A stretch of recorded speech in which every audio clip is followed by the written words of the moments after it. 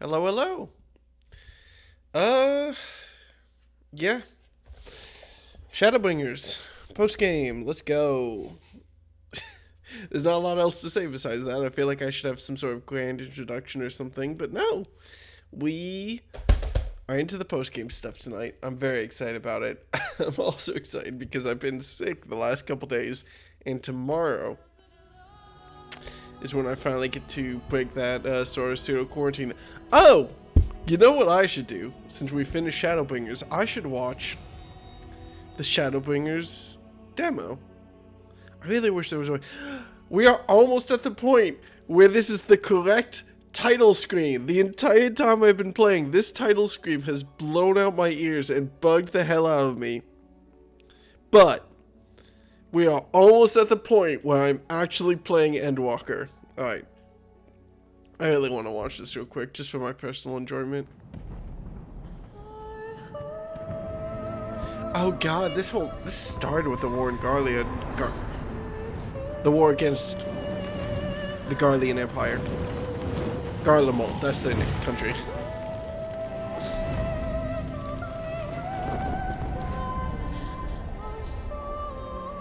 Man, this really is... Oh hey, yeah, it's the guy who's 100% dead.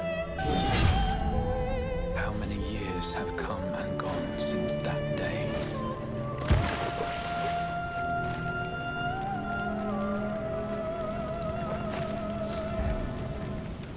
How many years have I waited for this moment?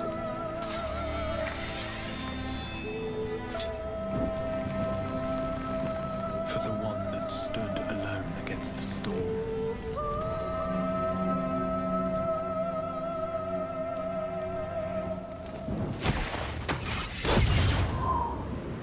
Okay, that's it. For the one they called.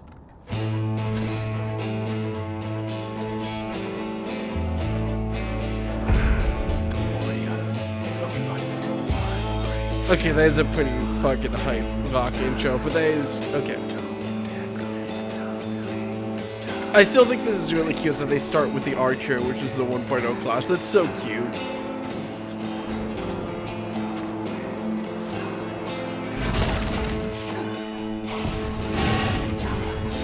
Okay, Realm Reborn. Heaven's Word. I think there was Stormblood in there.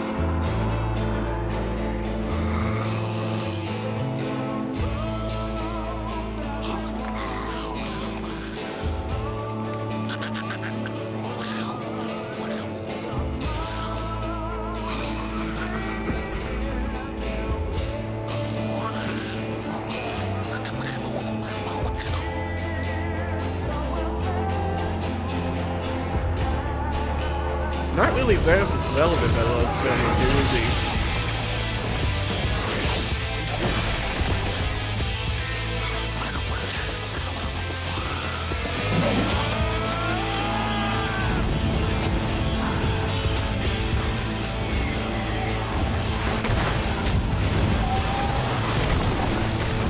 Okay, I dimly remember this being a plot point that didn't really matter. It happened before we showed up, at least. What sayest thou, Master Matoya? Ooh, that audio balancing. We may accept this fate, or defy it, but we cannot deny it. Deny? I'm not wont to run from my troubles.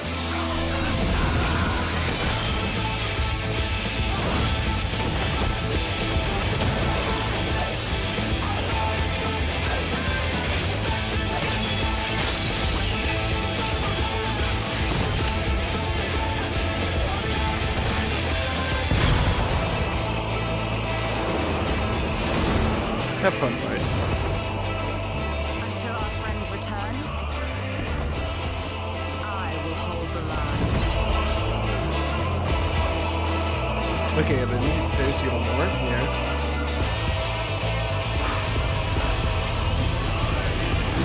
Including Fankid breaking out. Veen. Okay.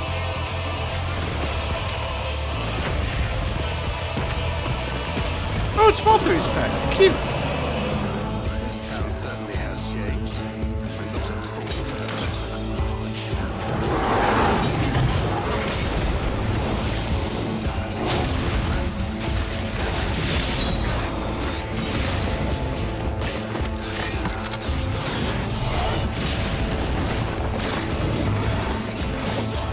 I'm not going anywhere.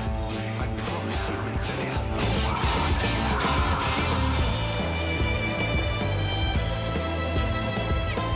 Back to the Crystarium.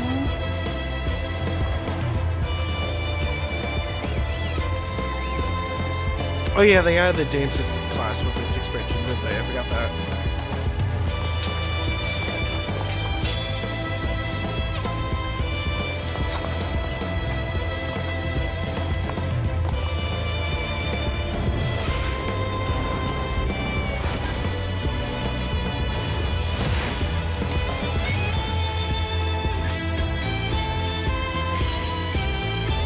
This tragedy, greater even than the seventh umbral calamity, must be undone.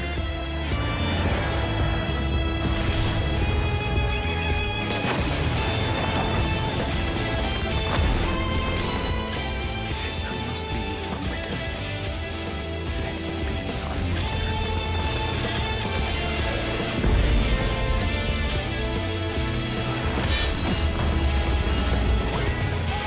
Become what you must. Become the warrior of darkness.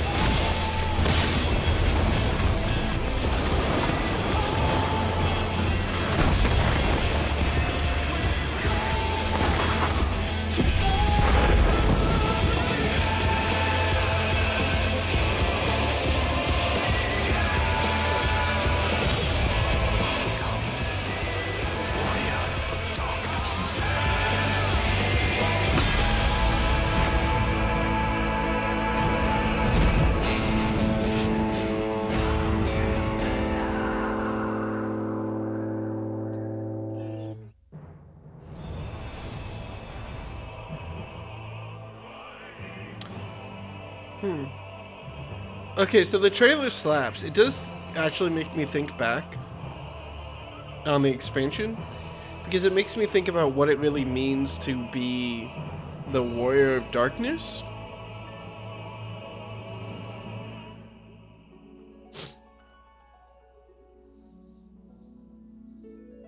You know, we didn't really interact with darkness that much in Shadowbringers, did we? Like, as a concept.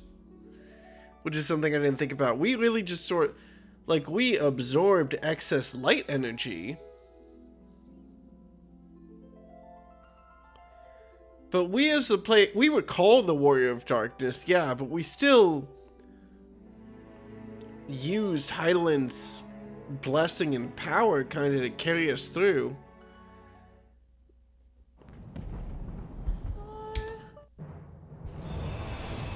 I might be forgetting something. What did we do that at all gave leverage to Zodiark, or even no, that's way too mean of a way to phrase it. What did we do in Shadowbringers that was in service of being a Warrior of Darkness? I mean, we absorbed all the light energy, and then we used the only place it went was when we had to use all that excess energy to kill Hades. We didn't actually harness or use dark energy in any way in this expansion. Now I'm okay with the title Warrior of Darkness because, like, it's more than that, obviously, but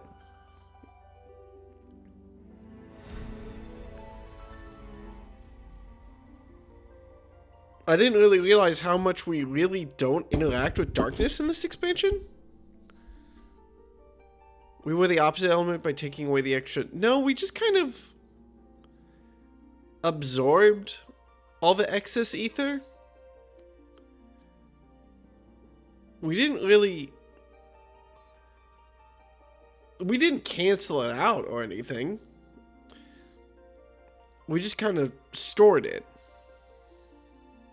We were a particularly deep cup of light, but like...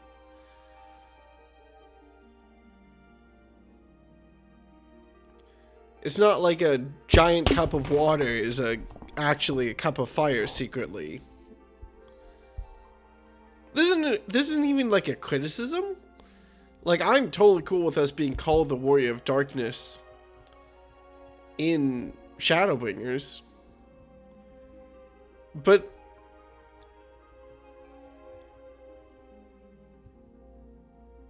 it's not really the same. It's not even comparable to the way in which we are literally born, or literally part of, given a boon from Heidelin. Pending whatever happens in Endwalker, I don't know. For all we know, we're like split from the soul of the first Ascian or whatever who sacrificed himself to bring forth Heidelin. I don't. That shoe still has to drop. Don't know where that's gonna go right now, but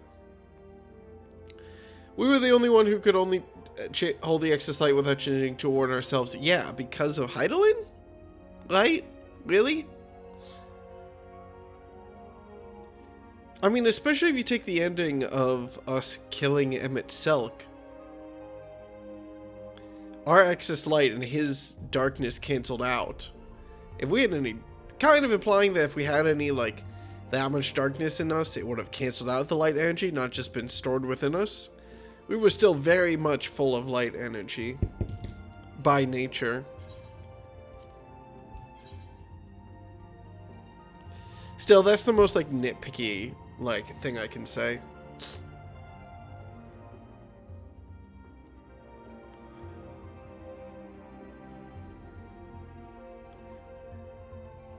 If you're gonna argue that, like, we used or represented dark energy in any way,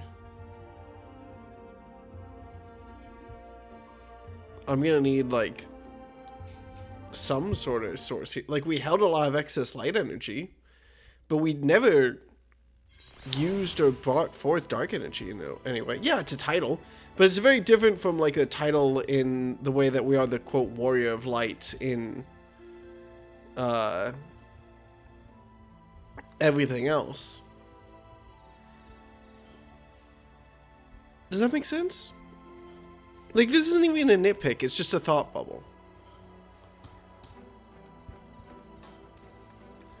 Like, we're dealing with all the excess light, yeah, but, like, in A Realm Reborn, we have to kill a bunch of primals, which we do by utilizing the blessing of Heidelin and the light within us to kill them.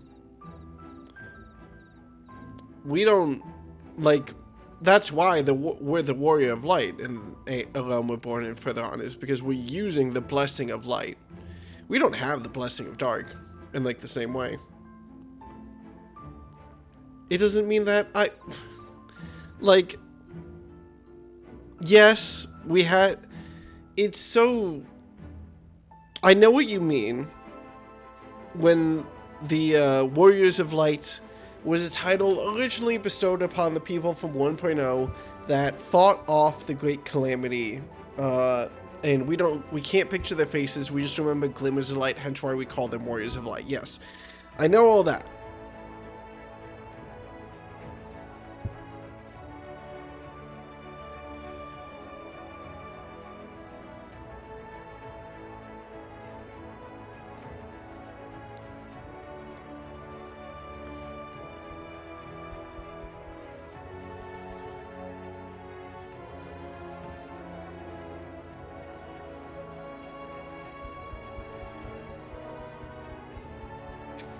I don't know, it just seems, it feels weird. I almost wish I played it as a Dark Knight now, because it feels weird in retrospect to so clearly have an expansion, which is like excess light energy is just as bad as excess dark energy. It is also a problem, and we didn't really use dark energy at any point during it.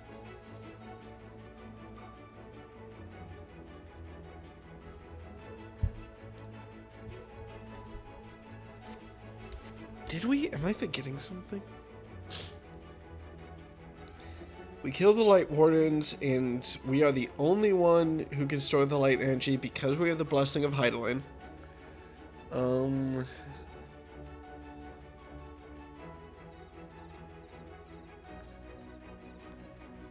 We've absorbed the excess light energy and that clears the skies.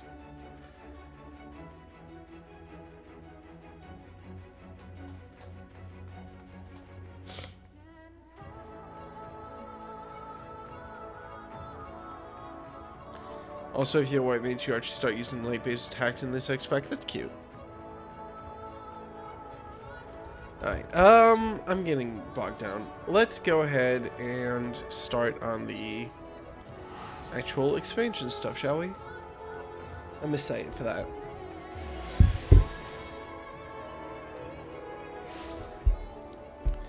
I do have to grind up white mage to level 80 at some point. I do need to...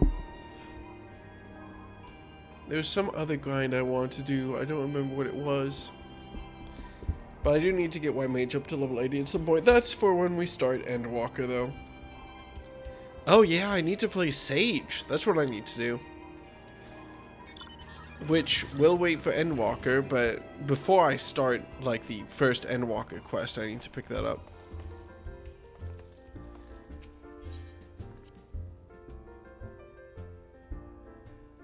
And who play the game, maybe get some more answers. Okay, but like...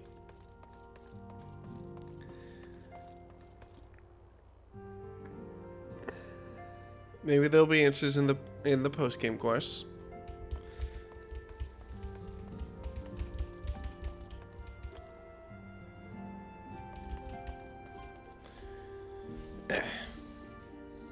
Or watch the 2.0 trailer if you want answers. I assume that's Realm Reborn. The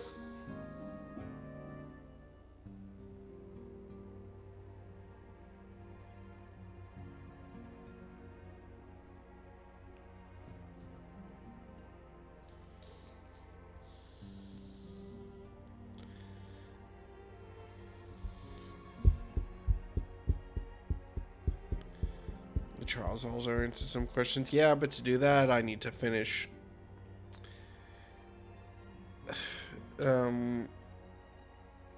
Omega first, which thankfully is going to take a oh wait, no, Omega is the raid series. The trials I don't know about yet.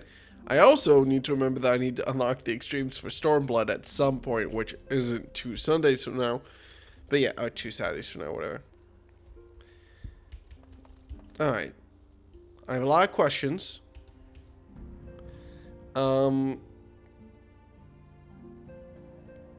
Yeah.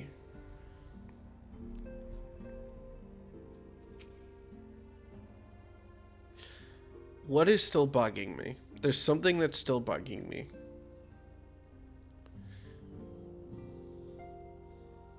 I guess if I had to levy one complaint towards Final Fantasy's writing, which has been bugging me,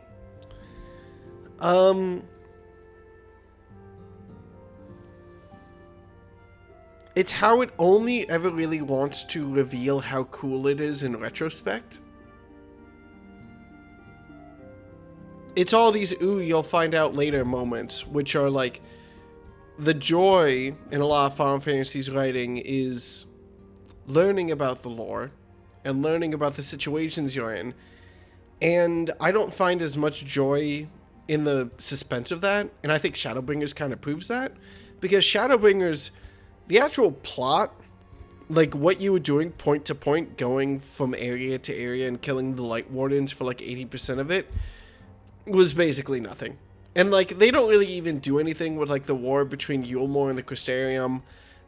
Like the Crystarium gets attacked at one point, but it's really not even a plot point. It's more like a character moment. This is not a critique. This is an acknowledgement of how Shadowbringers is written. Because Shadowbringers does not have much of a plot. It has excellent... Yes, I know that I did 0 side quests, Lex.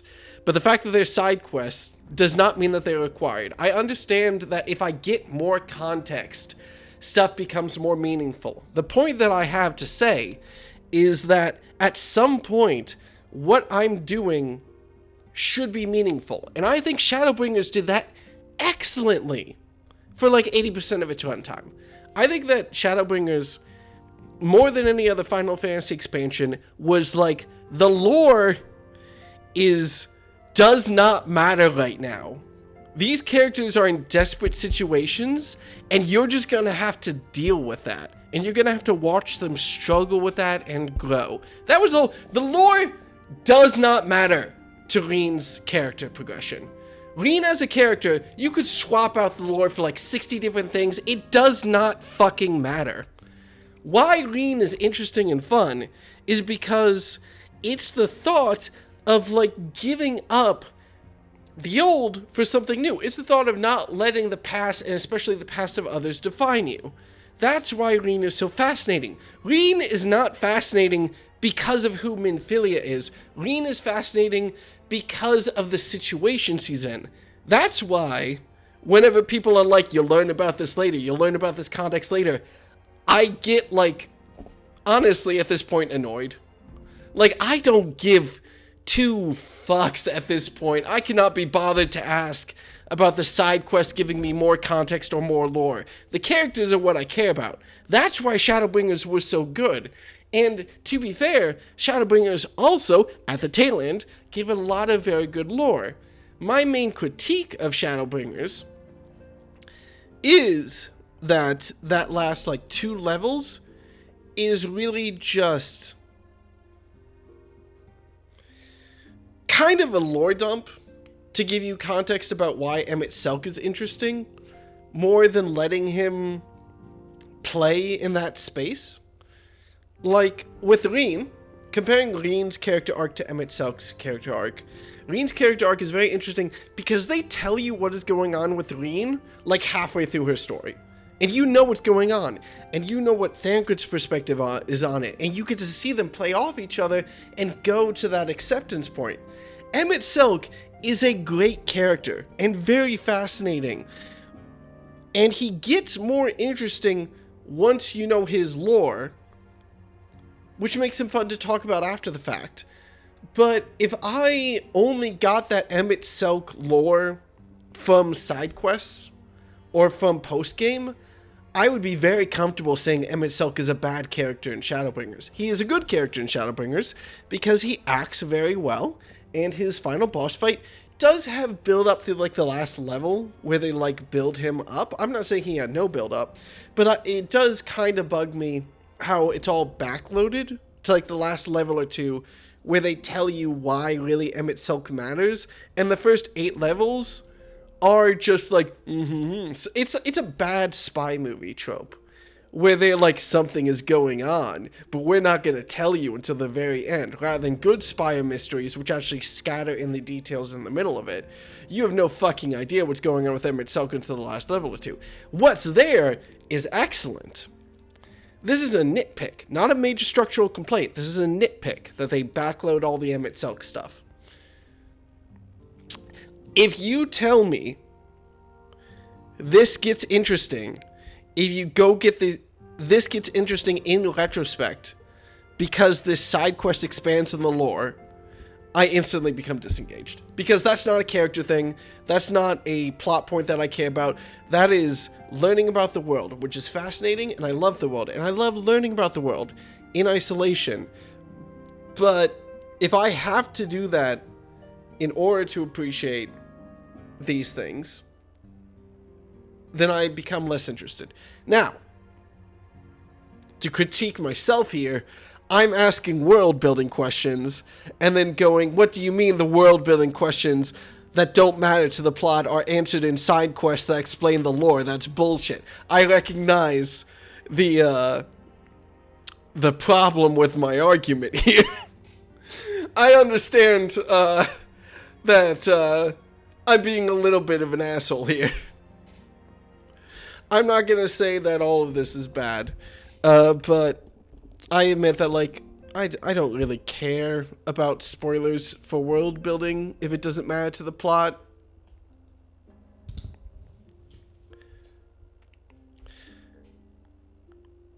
Where did this even start from? This started from me going, you're not really a warrior of darkness in the same way that you're warrior of light, which is like the most nitpicky thing that does not matter. What do you mean read the item descriptions in Dark Souls? I contest that because the plot of Dark Souls and the lore of Dark Souls are very separate. You can play through all of Dark Souls and get all this majesty from it and not give two shits about any of the lore.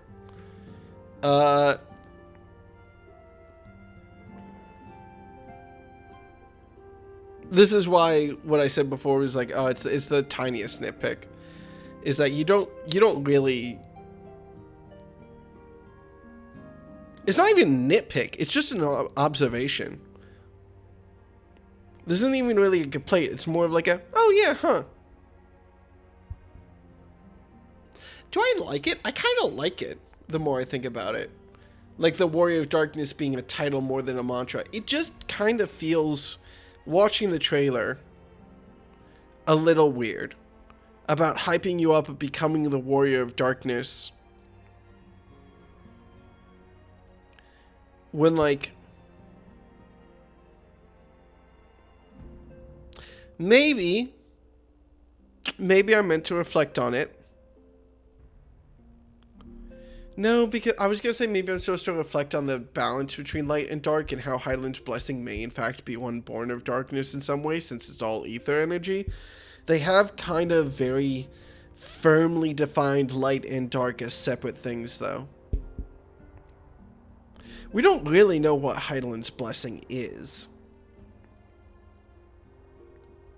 I'm ascribing it as light energy. But when we became suffused with light energy, our ether was noticeably different to Ishtola. Like, unrecognizably different. Kind of implying that our internal energy isn't really light. Not in like a pure or amplified form, at least. I don't know.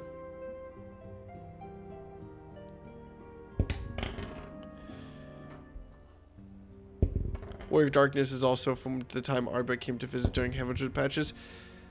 Yeah, but they also had actual dark energy shit going on in a way that we didn't. Though we might have if we were Dark Knight, which is why I was like, oh, it might have been cool to play through as a Dark Knight.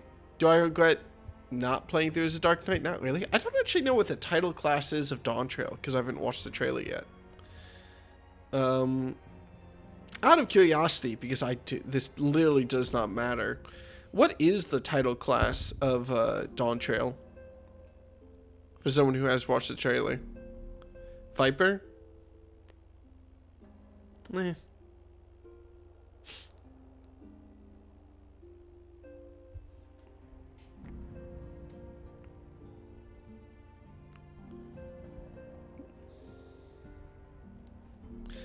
I don't know. That feels weird. Why does that feel weird? Well, I guess I can't really complain about the Viper being, like, not lore related when I literally don't know what the lore is of Dawn Trail right now. All I know is that you go to a new continent.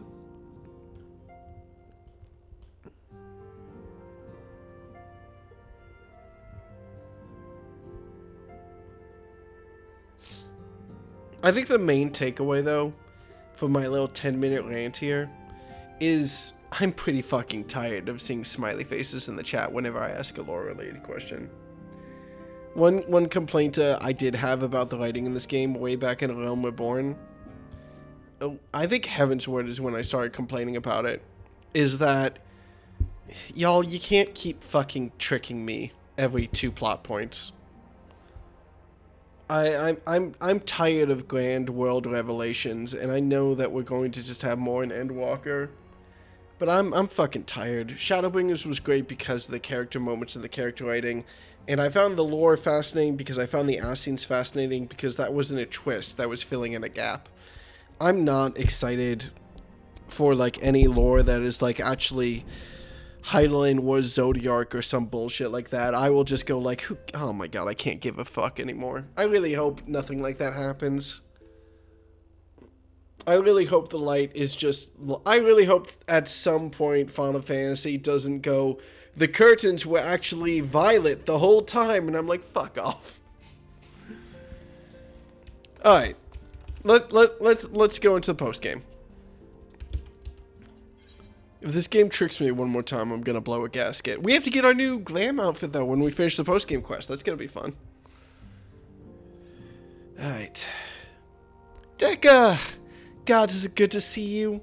I hope your being here means you've had your fill of rest. I slept until 4 o'clock on Sunday. Yeah, I've more than had my fill. Well, you've certainly earned it. Not much has happened since your last visit.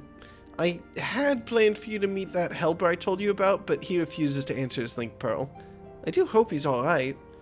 We've been exchanging messages with the Eorzean Alliance throughout, though. They say the fighting has finally stopped at the Gimel Dark and that the Empire has shown no sign of movement. Which means we might actually have a moment to ourselves for a change. Seeing as you're back, maybe you could tell me more about your time in the First? I'm a little bit disappointed that they hyped up this whole war with Garlemald, and that it seems like it's not gonna happen from the end of Shadowbringers. I'm a little bit disappointed. I do like a good war in my stories, but I guess we more than had our film with Elelmi Born and Stormblood, so I understand why they wouldn't want to do that again. But they did set it up again, so great. Oh, and if you don't mind, I'd like to ask Flamane to join us. She'll want to know what happened to Minfilia, and I think it's best she hears it from you. We'll meet you on the terrace at the House of Splendors. Oh boy. Gonna have to explain that shit to Flamane.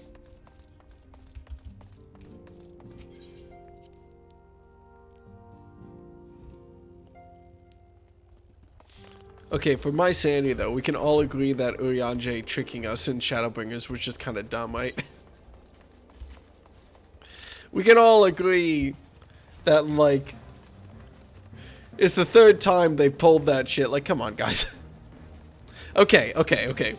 There's one thing, at least, which I can say, and people aren't immediately like, well, if you look at the side quest, actually.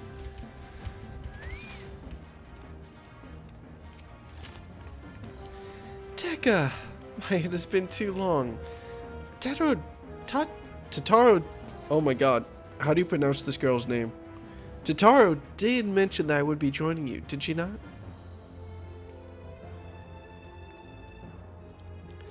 Thank you. Words cannot well express how I've longed to know more of the First. This world of Minfilia has sacrificed so much to save. But come, rest your feet. Tataro should be arriving shortly. Oh no, it was not Flamane's name I was struggling to remember how to pronounce. It was Tataro's. I was like, wait a second.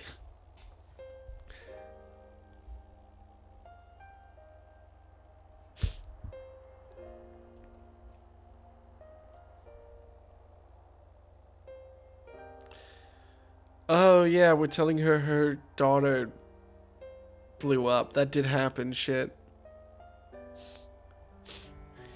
And so Minfilia chose to pass on a gift to the next oracle. This girl who Thancred named Reen. To have such a burden thrust upon her as a child, only to embrace it when given the choice. In that respect, they are quite alike. It would seem her legacy is indeed in capable hands. Decca, might I ask a favor of you when next you return to the First? To tell Reen what I cannot. To tell her, thank you. Oh.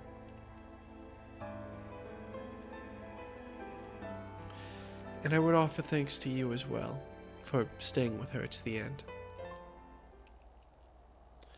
Begging your pardon, but could I have a word? Sup? Oh hey, you're still alive. Neat. Well, I hope you're here to tell me you received word from our helper. I wish. Yeah, I've not had a peep out of him. It's been a good long while now. Too bloody long. On account of which, I'm going to sneak over the border and see what I can get, if I can't get a signal to him from closer up. But what if they catch you? There must be another way. Is she blushing? Or is she just like that? I can't tell. Well, it ain't as if we can ask Thancred to do it. Besides, I shouldn't have no trouble picking my way through Gimalt now that the fighting's died down. Gods know there's enough shadows to hide in. Also, congratulations on learning how to hate smiley faces in chat. Bless you. You think I didn't hate them the whole time. That's the twist, Bryce! You see, I'm clever because... and it Pete's waiting on here twiddling my thumbs. Anyway, I just thought I'd let you know. Now, I best be...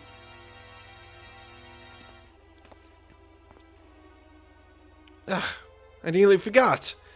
Kyle's at the... Kyle's at the stones and she wants a word. Something to do with the patients? She was getting ready to examine him again when I left. This is fine. We best head back then. I'm sure it's important.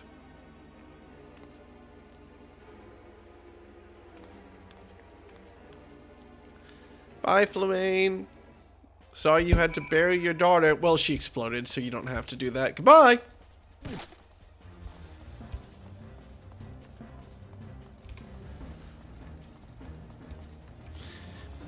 Also, her daughter was older than her at the time she died. It's fine. It's fantasy bullshit. I was just gonna hang out there. Neat. Alright.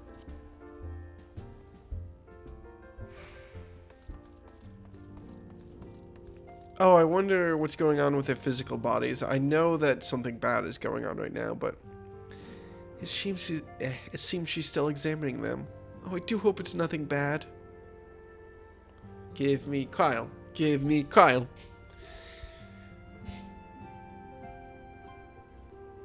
Come on. Show me the girl. Show me the girl. Show me the girl. Let's go. You're here. Good. And we get voice acting. I'm being spoiled.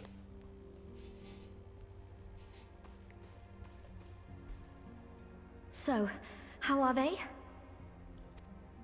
Alright, Como, what's up, man? Still locked in slumber, but otherwise in good physical health.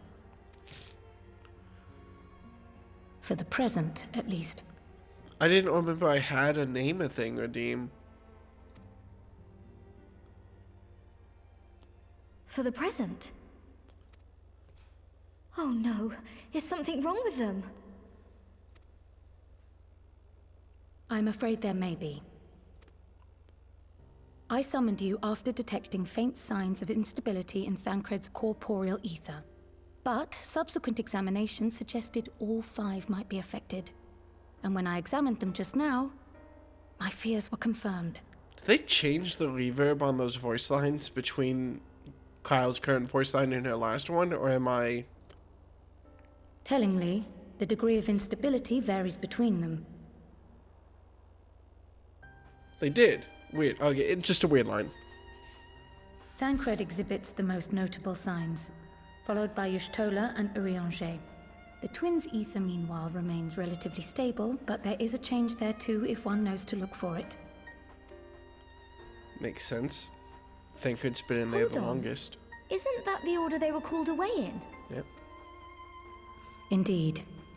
Which leads me to believe the instability will only increase with time. Though I can but speculate, I fear this may be a symptom of a weakening link between body and soul. Okay, all the pulled out lines don't have the same echo, and I don't know enough By about the acoustics gods, to critique what that or happens not. if the link is broken? I cannot say for certain. This is all unknown territory to us. Yet whatever happens, it cannot be good.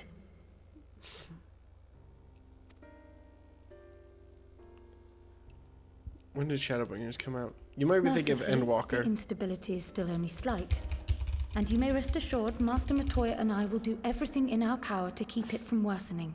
Shadowbringers came out July 2nd, 2019. Endwalker came out 2021. Cover recording happening in 5.2 to 5.3. Oh, neat. So close.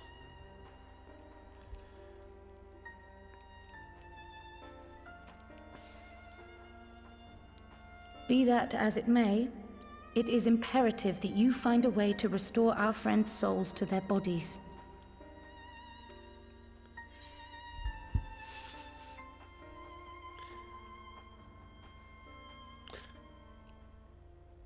Leave it to me.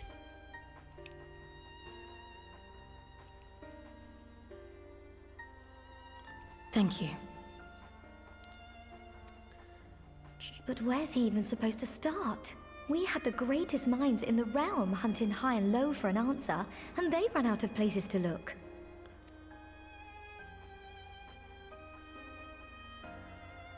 You stated in your report that the Exarch had originally intended to reverse the summoning process by means of his own death, correct? So I kill him.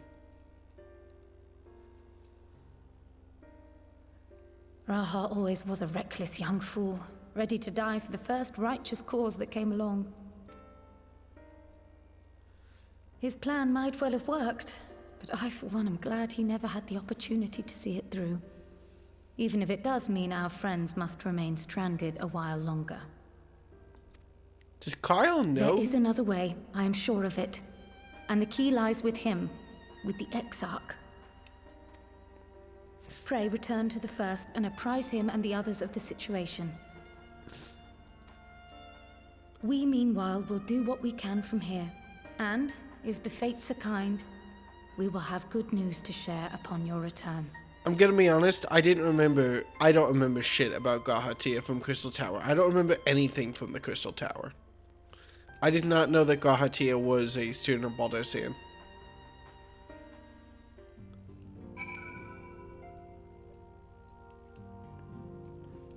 Yeah, no, I legitimately don't remember him from Crystal Tower. I think Crystal Tower, more than anything else in A Realm Reborn, just flew past me because I just couldn't look at it. I was just struggling so hard to get past it because 1.0 postgame was so long. He's a special eye he inherited, which was the Eye of a Royal or something. I don't remember. What are all these random blue quests I have? I assume these are extra dungeons or something. Wait, are you not going to start? But even they can tell you if it's training or whatever back at the source now.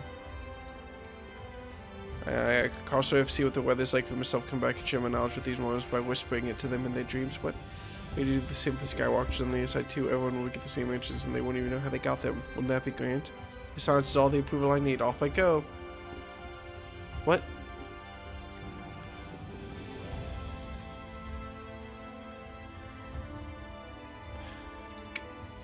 Cool.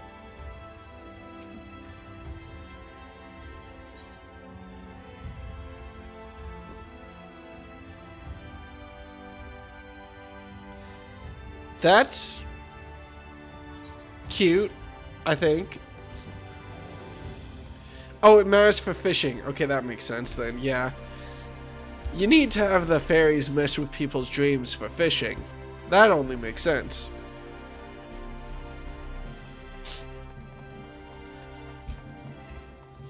I think that's cute. That they put all that effort into making it, changing that, basically. Alright. What's up, Gaha? Is your nameplate ever gonna change? Probably not. I assume you're gonna die and then young Gaha is gonna wake up. Dekka, you are returned. I hope your time in the source was suitably restful. But of course it wasn't. Go on. The corporeal ether shows signs of instability. By the gods. The possibility never even occurred to me. If you returned in the hope that my research has yielded a solution, I fear you will be sorely disappointed. 'Tis but a mercy we have the likes of Mistress Kyle and Master Matoya to keep our friends' bodies safe while we wrestle with the problem. But they cannot forestall the separation of body and soul indefinitely. Come, the others must be told. I just remembered Xenos still exists. How many times am I gonna have to teach you this lesson, old man?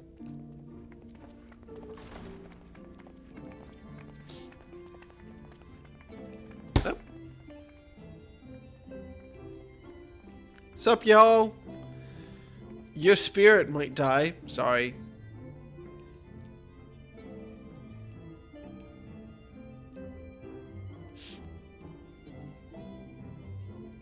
Are we... We're actually getting a full... Oh, there we go. Okay. Sup, asshole? Pray excuse my late arrival. Will Thancred and Reen not be joining us? Nay, milady. With apologies to all, they beg leave to pursue their investigation of the empty to its conclusion.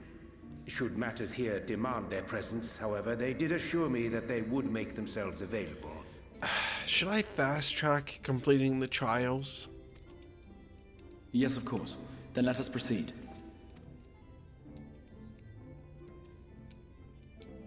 I think it best that you begin by providing a summary of Mistress Kryle's findings. Okay, well, it's a good thing that we've got regular train service here. And everyone's informed. I suppose it was only to be expected that some change would occur. Yet our souls seem unaffected, to my eye at least. How long they will remain so is another question. Kryle is right. It is imperative we find a way to return to the source. Perhaps an explanation of the method by which I brought you here will yield some inspiration. Oh, is this gonna piss anyone off? Ere I begin, it must be noted that I am by no means a gifted mage. In order to employ powerful magics, I must rely upon the Crystal Tower and its boundless reservoirs of energy. The magic that summoned you was no exception. 'Tis a singular spell, adapted through painstaking effort from the technique that transported me to the first.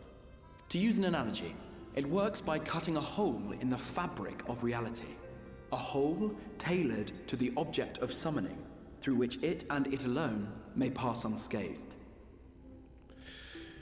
Junji Ito's head just shot up from his desk like I got an idea. Though I succeeded in creating said hole, I failed to latch onto my intended target. Instead of you, the spell found those close to you, and ended up summoning them in their incomplete state.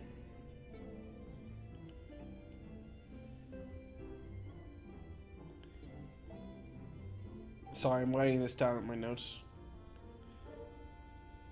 Teleporting works by making a U-shaped hole in reality.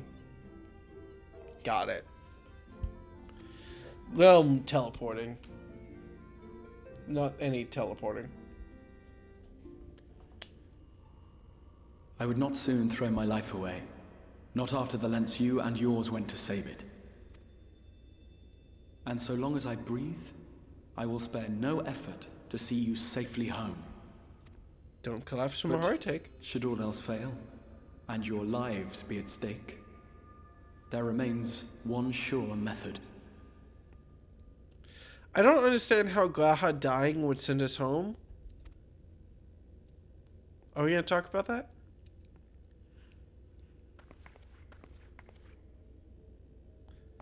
Oh, I thought she was gonna smack him, but the flick is funnier. what was that for? How can you even entertain such thoughts? You owe your life to the Warrior of Light, and you don't get to die unless he says so. You don't get to die until he says so. Thank you, Alize. Your followers await your divine judgment. What did you just...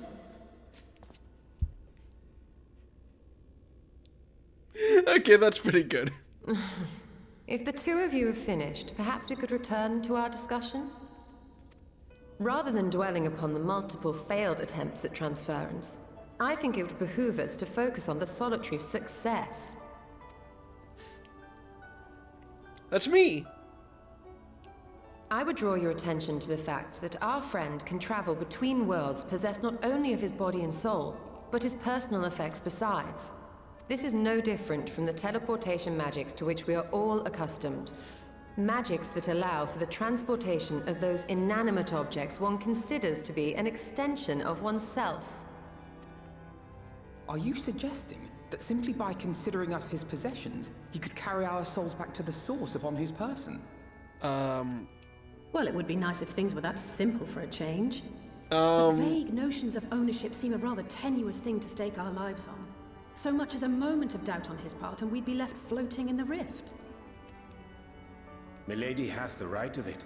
The requisite fixity of belief would be too much to ask, even of our friend. Besides, I'm pretty sure if anyone owns anyone here,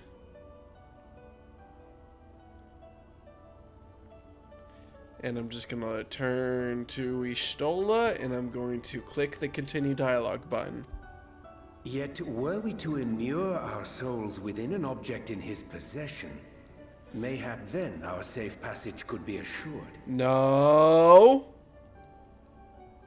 White Auracite would, I believe, serve as a suitable vessel for this purpose. It was conceived to imprison the massy soul of an Ascian, and should house one of ours with relative ease. No. We would need only to ensure our soul's safe preservation inside the stone, and identify a means by which they might be transferred back onto our vacant bodies. Oh, boy.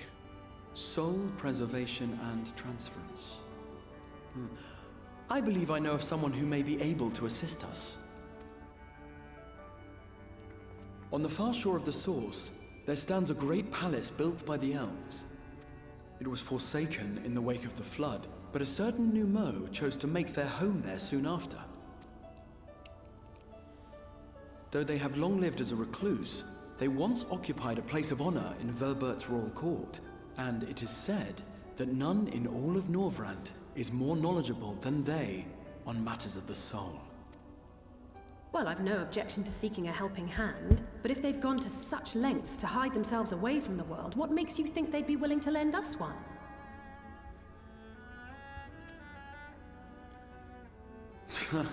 A worthy question. Years ago, I myself tried and failed to solicit their cooperation in the battle against the Sin Eaters.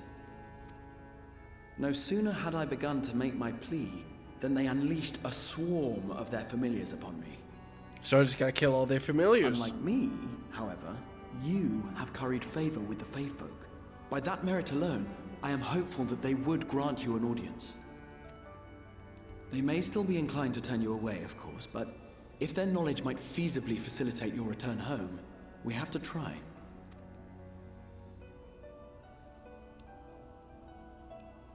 Alright.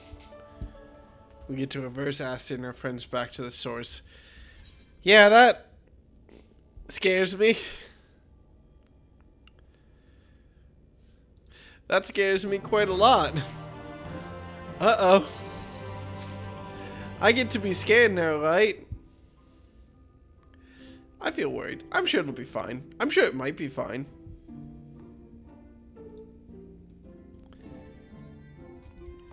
Oh, boy. What's everyone's opinions on this? The Numo seems such a welcoming fucking new Meg. What do you suppose could have driven this one to a life of seclusion? Well, Alf, you know, she could tell you that sacrifice. He was just dying one more time. I swear I'm gonna grant him his wish. Alize, God, you're my favorite. Tis said that the kingdom of Obert was once home to the realm's greatest knights and magics both. To command a place that are called the Numo, whom we seek, must have needs have been a mage amongst mages. A mage of a surpassing skill living a life of seclusion. Now, where have I heard that one before? One can only hope they are more receptive to unsolicited visitations. Also, I want to correct something I've said before. I complained about Ishtola's outfit when I first saw it, but this does slap, and I'm not sure what my problem was. Maybe the lighting in the forest made it look like really bad or like off to me, but this is great. I don't remember why I disliked her outfit before. I think it was just the high contrast between like the ruffles on the bottom and like the smoothness on top. The back straps bother me. They don't bother me anymore. I don't know. I don't remember what my original complaints were. It's probably her best outfit, but I would have to go look at all her outfits to tell. Ooh, I should do a tier list of everyone's outfits when we finish. And I will put Alize's Heavensward Stormblood outfit right at the bottom. The Great Cosmos. That is the palace we seek. Stands on the opposite shore of the source. I will arrange for a boat to carry us there. Whilst thou journeyest thither, I think it best I devote mine energies to the creation of white oresite. By thy leave, of course. The process requireth no small amount of time, and should the Nomo consent to lend us their aid, we will have a need of a suitable vessel ere long. Agreed. Then I would ask the rest of you to meet me in Sullen, and do be prepared for a warm reception. Alright, here we go. The source in this case being the lake, not our home. Oh. Yeah, I actually don't know where we're going. Oh, there's one thing I want to check real quick that I was very curious about while I'm here, before I forget. I just want to look at the edge of the world in Amarang to see what it looks like. I'm assuming it'll be that, like, white, endless, powdery dust. But I do want to see it.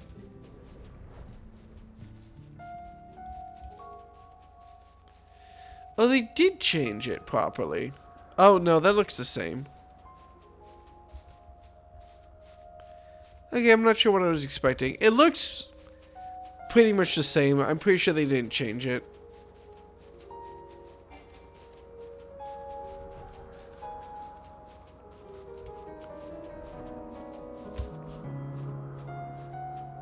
Yeah, before it looked like an ocean to me, just standing still, which I assumed was, like, just their way of doing it. Now I recognize it as basically like a desert. Which is a little bit weird to me, but it doesn't really change anything.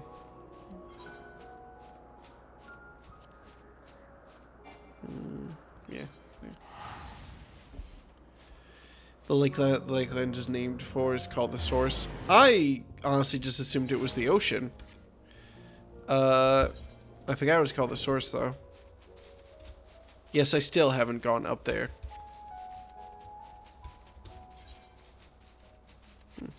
Might as well go unlock this one tiny tile at the end of the world that we're all on our way.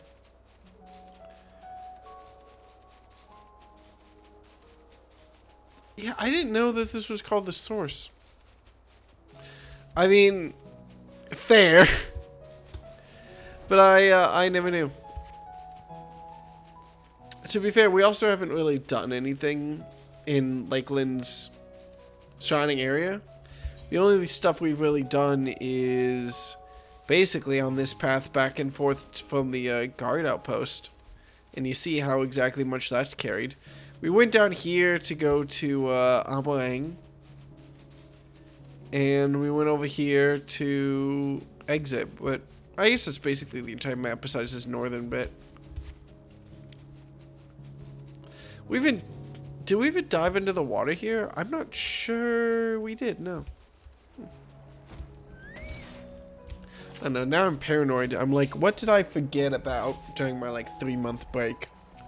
And, well, like, 1-month break. Every single time I say how long it was that I didn't play this game, I add on an extra month. But I see nothing on the horizon save empty sky. Curious. Let's hope it's more cordial than his last visit. Well... And I appreciate Alfino being scared about swimming, but yeah.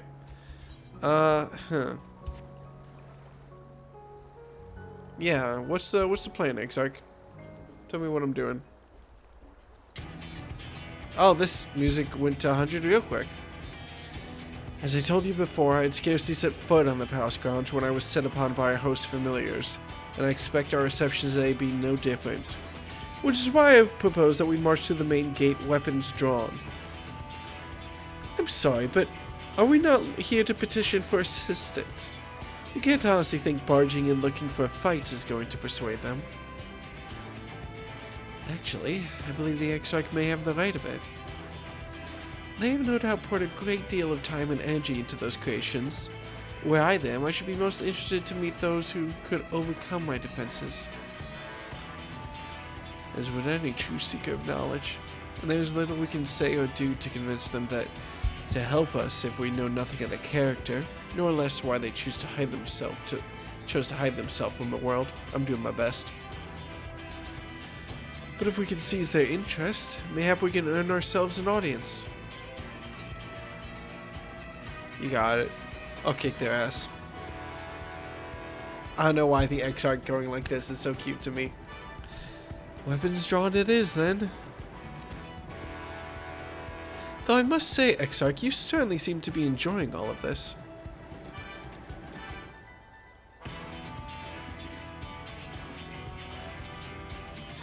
Do I? Well, I will not deny that I enjoy the thought of fighting alongside you all rather than pacing about inside the Crystal Tower. You both seem in rather high spirits if you ask me.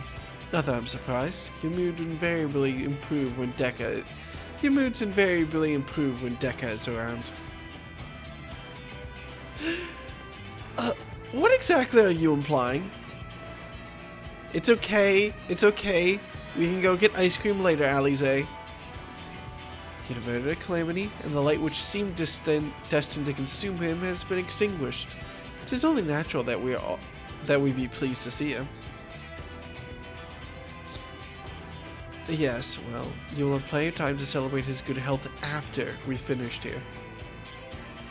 Of course. Let's proceed to the palace.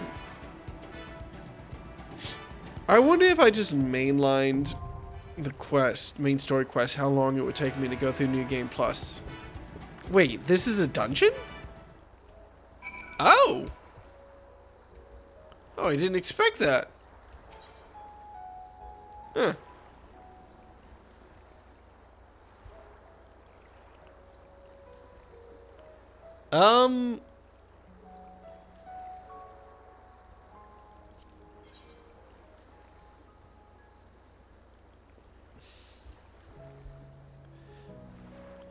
Wait, what is the Exarch's tank class if you're a healer or a DPS?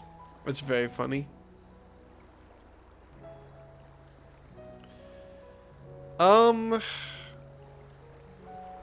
Very well. Very well. Oh, he's a paladin. That's cute. I think I might just do this with NPCs, yeah. My strength is very yours. Well. I haven't done an NPC quest in a while, and it's cute. Very well. Yeah, I'll probably just do this with NPCs, if y'all don't mind. Just keep the pace up more than anything else. Let's do it.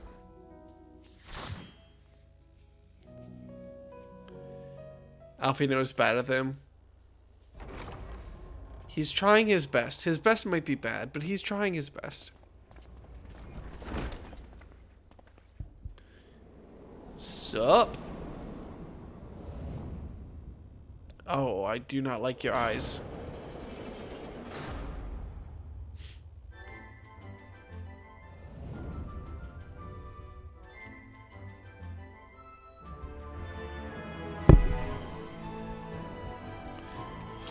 Sup? You'll quit this place at once. Now be gone with you. Well, lucky for you, I don't value my life. Who here wants to sacrifice himself for the greater good? Alize, do not comment.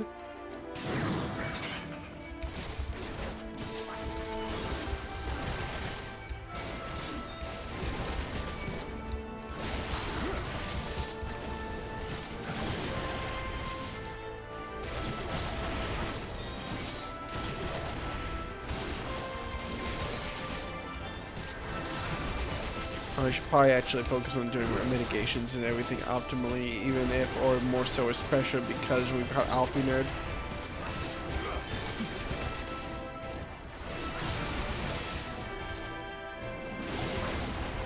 It'll be nice at least to be not under the pressure of tanking for people here. Get back on my sea legs a little bit for being a tank.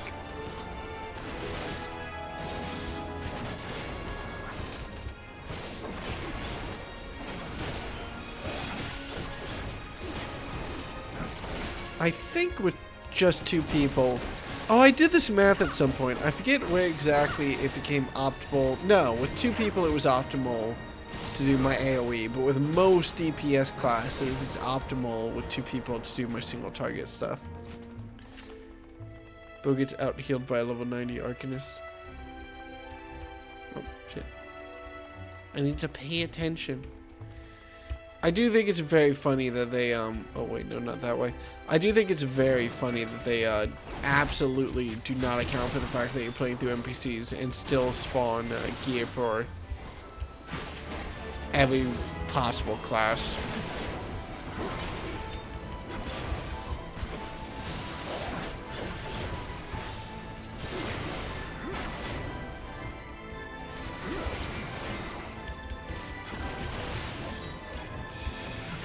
I guess that would be a way to farm gear, if you could just play through it by yourself and get guaranteed gear of your class, then nobody would play roulettes if they want gear.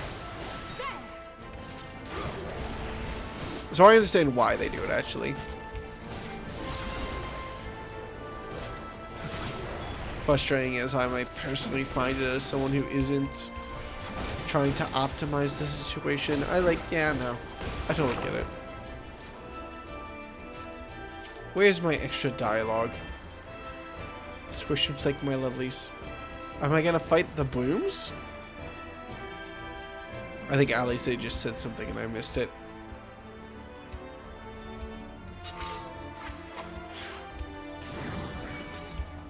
Oh, I thought they were gonna shoot forward or something, like a trap. I was ready to dodge. What the hell? Oh. I had my fingers on the wrong button and was hitting the wrong stuff. Don't mind me. I'm just struggling.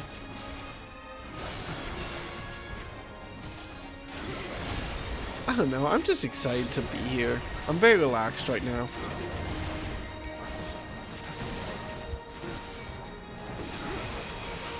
I should probably pay more attention to my surroundings as much as anything else. Figure out where we are ahead of time maybe a little bit. Taking single pulls means I don't really have to worry about mitigating or dodging or anything. Which is kind of nice. I've had fun playing as a tank, but I don't think it's going to be a class that I main moving forward. A class that I can pull off every now and then? Sure. A class that I'm maining in like trials and stuff? Probably not.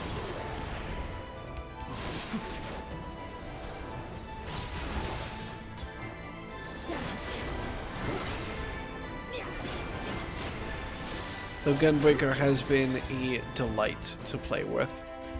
Helped a little bit, I guess, by just how much the damage rotation is like just complicated enough to force me to pay attention.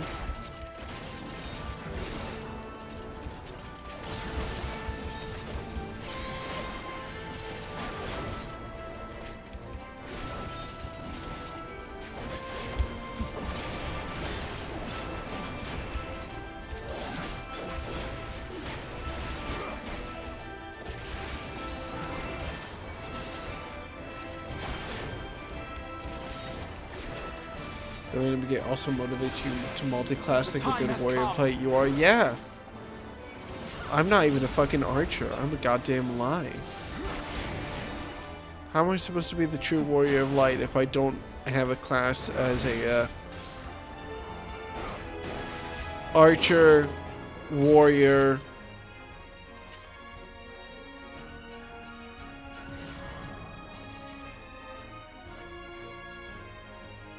dragoon, monk,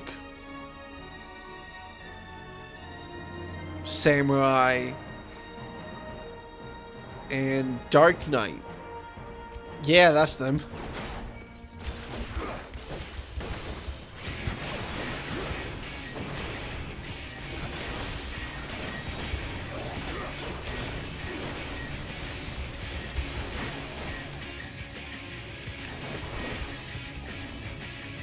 Unfortunately, due to circumstances outside of my control, I might actually have to pay attention with my mitigations here.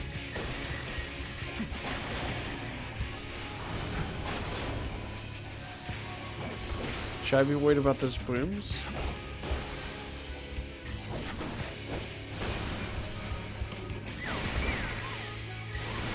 Ow, what the fuck? Oh. Oh, I see. Okay, there was a boom behind me that I didn't see.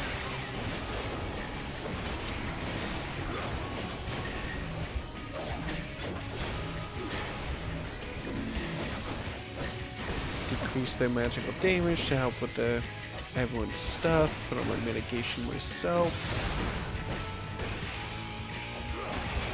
If I Leave must. the healing to me.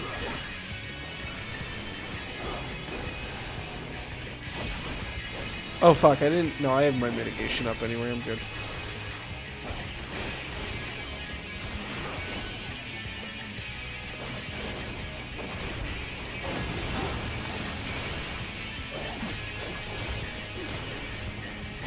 Where's the mess? There's the mess. Okay.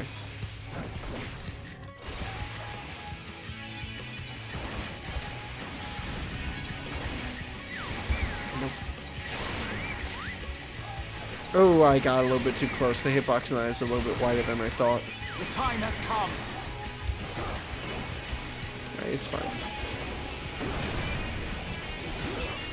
I don't know, I just feel so relaxed right now. It's hard for me. One of the weird things with streaming this so much has been just like whenever I want to play Final Fantasy, I don't really have the option. It's like I need at some level to be streaming it in order to play it. Though, to be fair, right now I don't really have that problem because I can grind up off classes and stuff while I'm just off stream.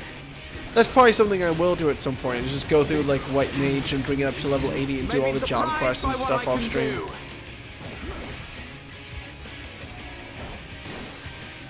Roulettes, If I must. yeah, roulettes are like an option, but I don't get like a satisfaction of progress on those. Like if I did any playing off stream, I would probably be focused on oh fuck, those are so much bigger than I think they are. If I did any grinding off stream, it would probably be getting my off classes up to my level. Because I think I'm kind of okay with doing job quests off stream. They don't really matter, do they? They're not very good. Besides like Dark Knight, I guess.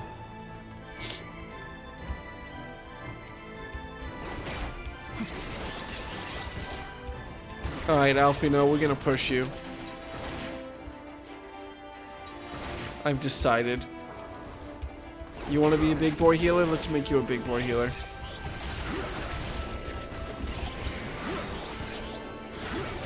Alfino? Come on, buddy. You got this.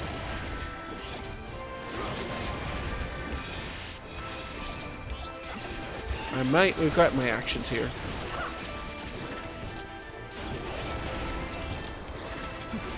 I strongly regret my actions here. Mitigation up for 7 more seconds. 5, 4, 3, 2, 1, pop.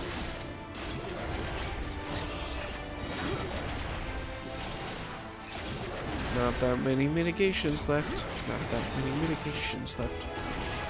3, 2, 1, pop.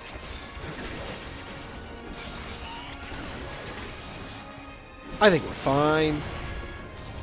Yeah, we're fine at this point. We lived, see? Alfino did it.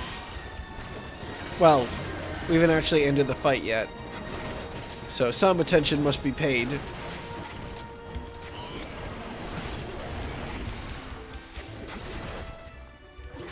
But you know, we kind of did it. Oh, it killed itself. Thank you. It's very convenient.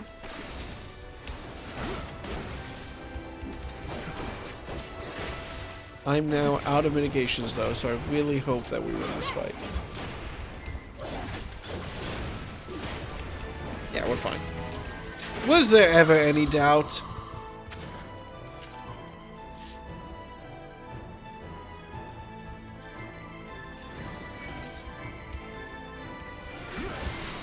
And yeah, I'm kind of aware that like, there's probably some pretty good class stuff out there.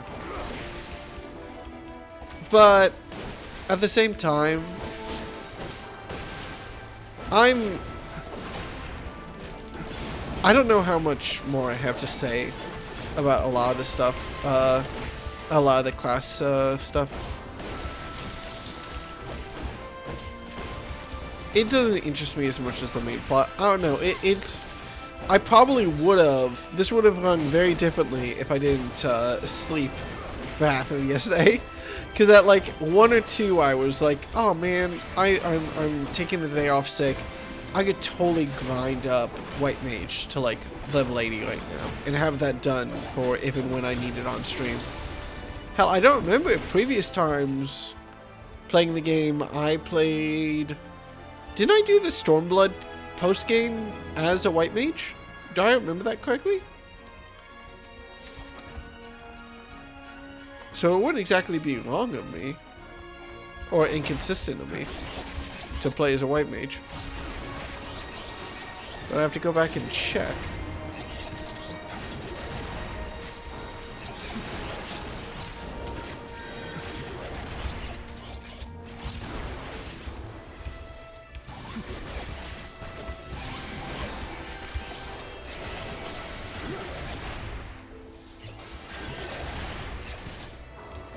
Oh, fuck. Wrong button. Alright.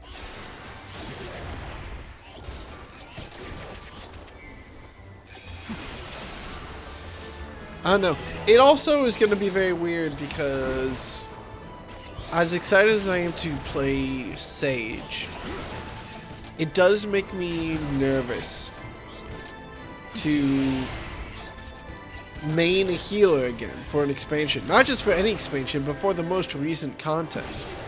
I'm aware on some level that I got kind of carried through the last couple of expansions because anyone who I popped into a latch with, or anytime y'all popped in, you had hyper overleveled stuff.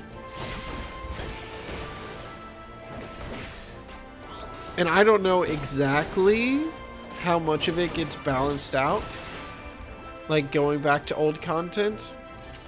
I think it does to some extent, but it's still just like much better. Hell, that's what hit us with the most recent Trials bout we did. Was like, yeah, Realm Reborn was the easiest time I'll ever have in Trials because we were all ready for it. With like tremendously overleveled stuff.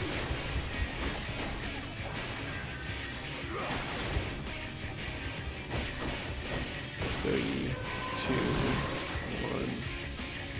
Don't have to spend it because they're casting a thing. I assume don't stand on the green stuff. What?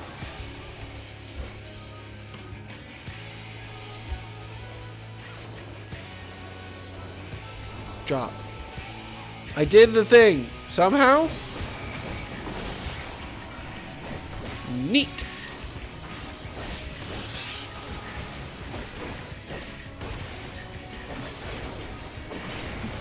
Okay, that was weird. Thank God that they know what they're doing. Alfino, should I be worried about the fact that everyone is dying besides me? Nah, he's got it. Fuck.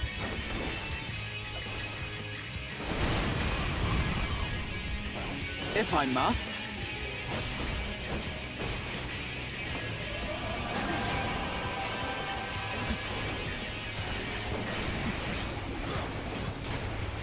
You know, actually, something that I was looking at, which I was very nervous about before I played Final Fantasy, but which at this point seems like relatively fine. What? Do I put it? Okay, put it down here, and when it gets blown over, it'll get blown into a square without grass, I'm assuming? Aha! I'm so smart and handsome.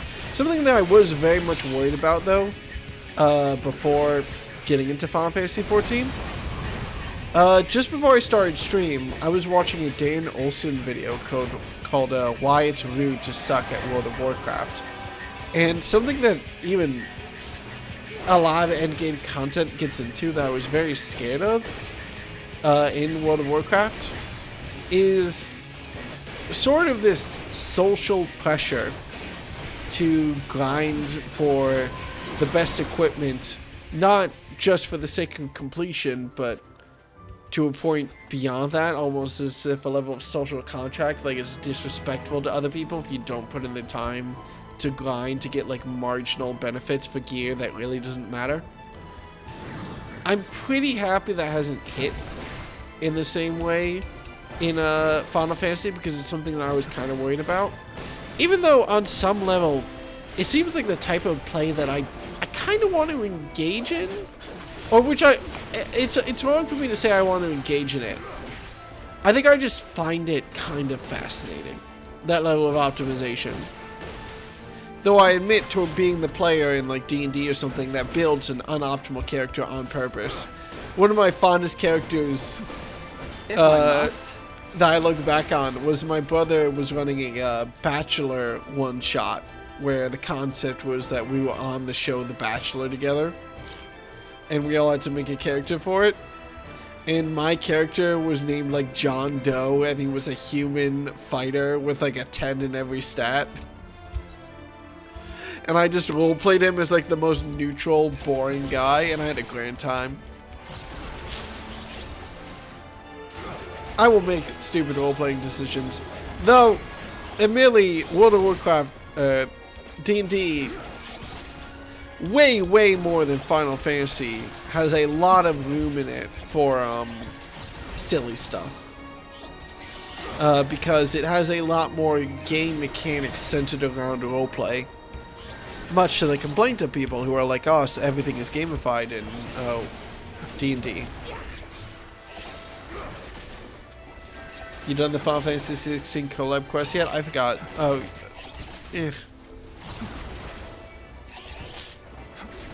No, I've not done them. They came out earlier today, didn't they? I don't know. I guess I'll just have to do them at some point. FOMO, but I don't really have that much of an interest. Leave the healing to me. What do you get for doing them? I haven't played Final Fantasy 16 yet, so I'm pretty lost on all that.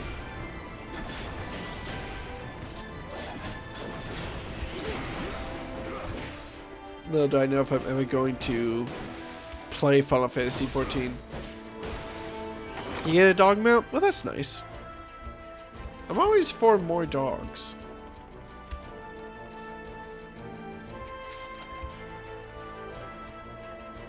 Sup? Should we be worried about the ghosts? They're probably fine.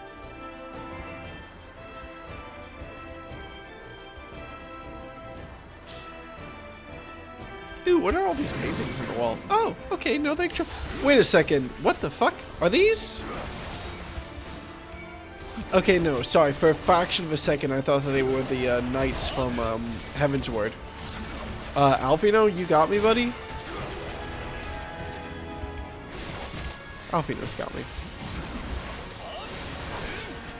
If nobody got my back, then, well, that person's probably Alfino, but if somebody got my back, in this specific situation, it really needs to be Alfino, so it's fine. Yeah, not the Knights of the I just got jump scared for a second. I saw the Sir and was like, hang on a second, am I in trouble?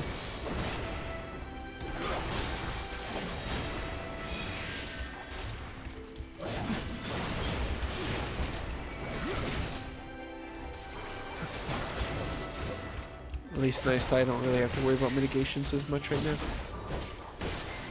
Clive's armor is also very sexy, unlike anyone. Well,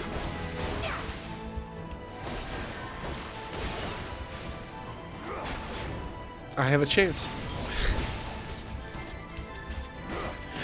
God, I've completely given up on properly doing my cycle of Sin buns, though. Oh, I was gonna look at the pretty painting, and then they came out of it and started stabbing me. Rude as shit.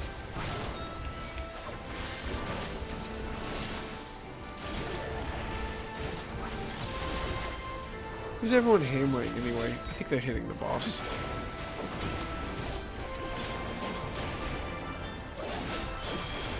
Well, boss and quotes here, but you know.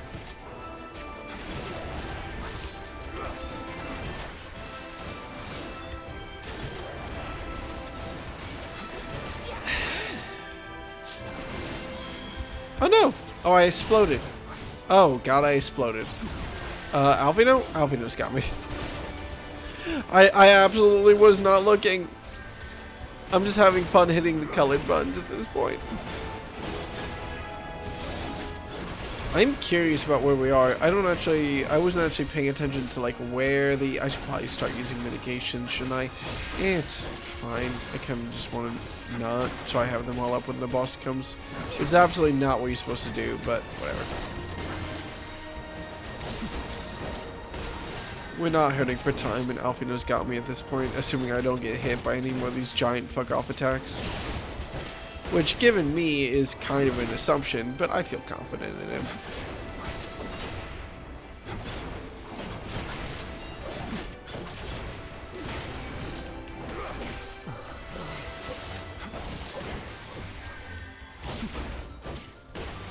Let's go.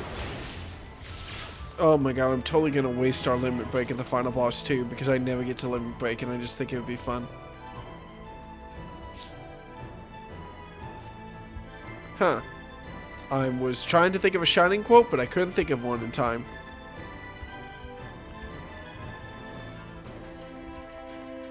Oh god. There's a machinima of what's like for while players come to 14 1 segment as a wipe, and then the X while players like, okay, I guess this is where we just ban you suck and uninstall the game. There, if the 14 plays, what are you talking about? We just go again.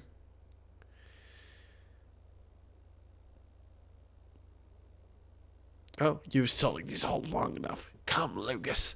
I guess yet want for company.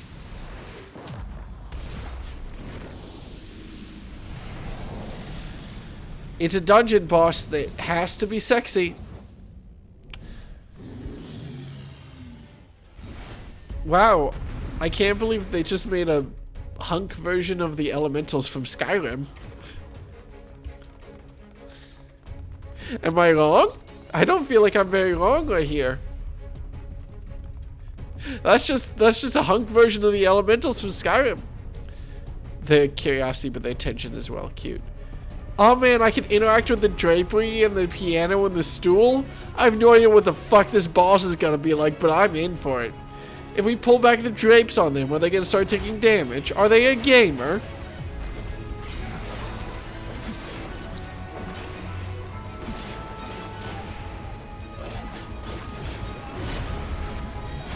Scorching light. Can I assume I stand on the left? Yes.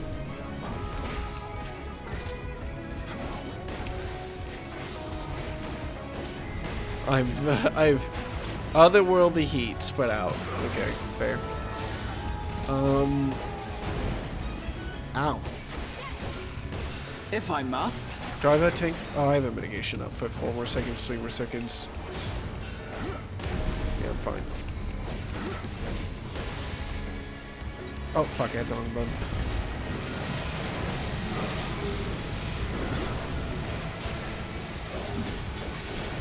Do I need to hit the thing that's on fire? Do I have to set stuff on fire or some shit? Oh. Okay. Chill. Alize has some shit going on with her. I also have shit going on with me. 4. Why do I have a 4? 1, 2, 3. I guess the goal is to make sure that our teammates aren't getting hit here. Makes sense to me. It's fun to go through this with the NPCs and just kind of quick learn from them about what's going on. Scorching right, standards left. Simple enough.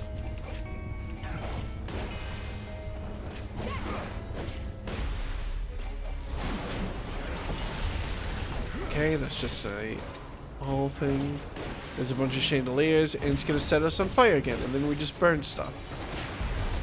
I will burn the chandelier with my thing and be instantly okay. Oh, wait. Have I fucked up? There's only 3 things for us to burn down now. Okay, no, they were the sofas. We're fine. Okay.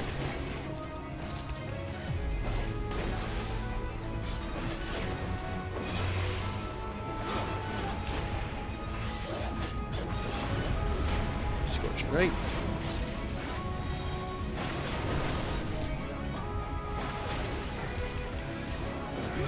Okay. Should I be standing in between it as the tank?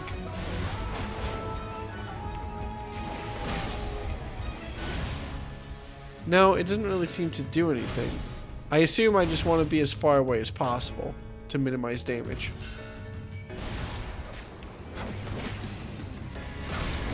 Well, whatever I did worked out. Mitigation. If I must.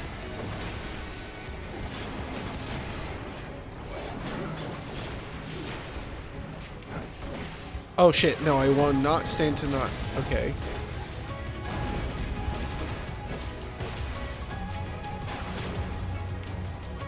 This is just a group wide, so I'm just gonna reduce this damage.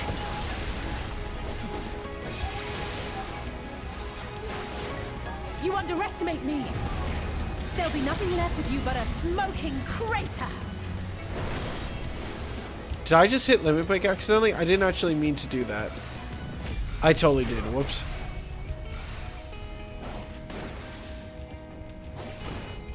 Yeah, so we just run to opposite sides of the arena to reduce damage. Makes sense.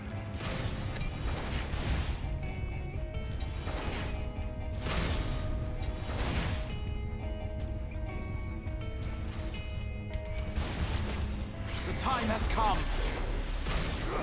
Well, I hope y'all want a real good view of his nuts, because that's what we're getting.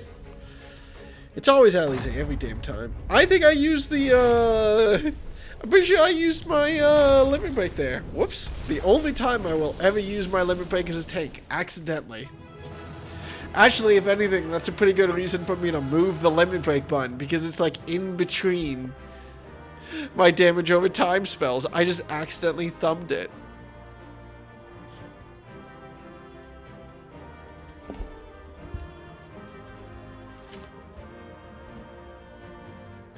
That was kind of nice. Kind of relaxing. Did I get any gear? I mean, even if I get gear, it should actually be worse than what I have. For half of my stuff, at least. Oh, do I get any tombstones? I should probably do my... I should probably do my roulettes just for tombstones.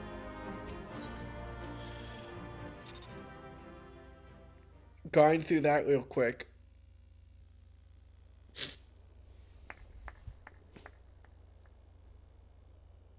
Show up. That was my fiercest familiar.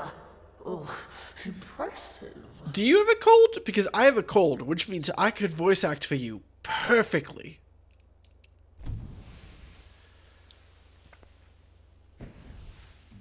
Oh, it's one of these assholes. That makes sense. Wait.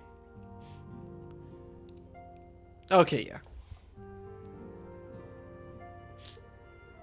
Sup?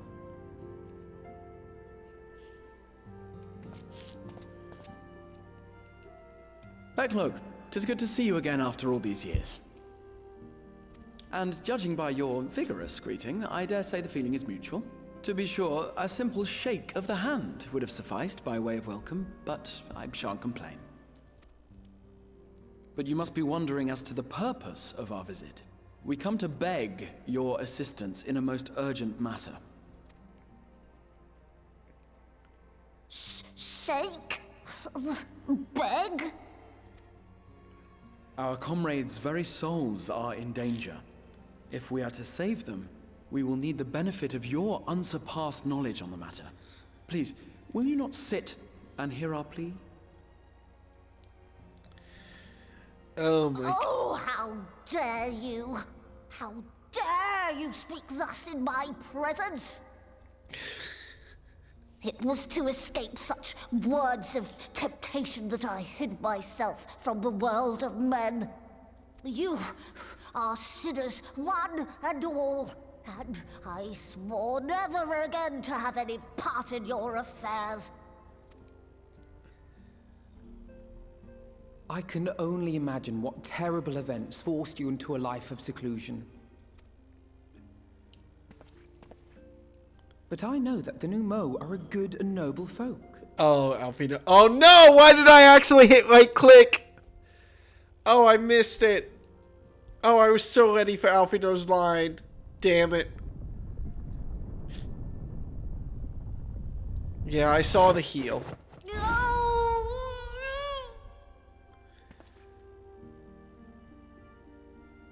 Wait, was Alfino with us with the fairies? If you will not be satisfied, I suppose I could listen. After all, there's no harm in just... No, I mustn't. Not again. That damn court mage seemed to have the best of intentions too, and countless innocents died for my naivety. Oh yeah, that. Oh, you know not what you ask of me. What horrors my knowledge has wrought. Very good. Oh my god, we're going straight from sit heal jokes to like, yeah, no, I was, I accidentally started a series of events that led to the princess dying, huh?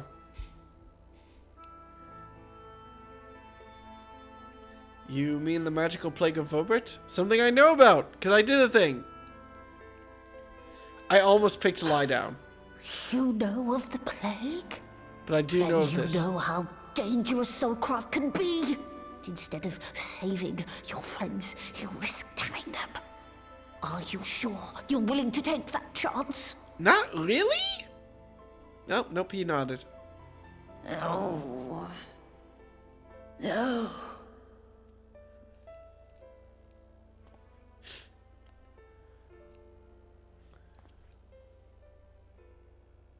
Oh, very well. I will hear your petition, but that is all. And I expect fitting payment for my troubles. A scratch behind the ear. Commensurate with your contribution to our cause. No more and no less, I promise you. Yeah, we have a couple of deep-voiced friends we could get to say good girl if that would help. With that settled, might I impose upon you to join us at the Crystarium? I'm afraid the nature of my friend's predicament calls for absolute secrecy. Is it not more secret here? What? Okay, whatever. Doesn't matter. What's up, Alfino? I will need y'all to tell me when I finish 5.1, by the way. I have no way of knowing. There you are. The others have gone ahead to the Crystal Tower with Becklug. For the record, I truly wish we hadn't had to resort to using such words when treating with them. I have ever sought to convince, not compel. Yet I cannot deny that part of me is glad Andre shared his knowledge of the new Mo with us. Had he not, Becklug wouldn't be here. Oh, that's good. Speaking of whom, we should hurry. To keep our guest waiting would only add insult to injury. When you get the achievement.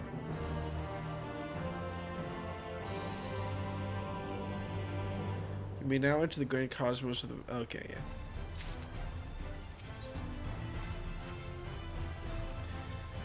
We mustn't dally here any longer, Dekka. If Becklug is to hear the truth of our travails in the first, you of all people should be present. Alright. I'm assuming, yeah, the ocular.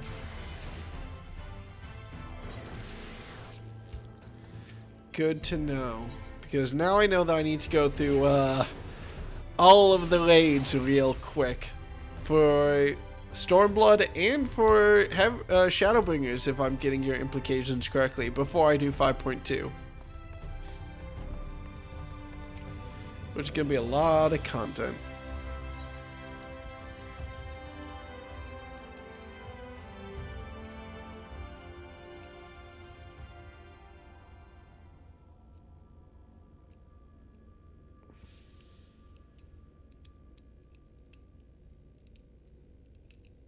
Hello. Oh god, we're starting with a bus passing through. Sorry, train. We're in the source after the first, after all. I'm not very good at twirling a pen around my fingers, but I do have fun trying to do it. Ugh. Good timing.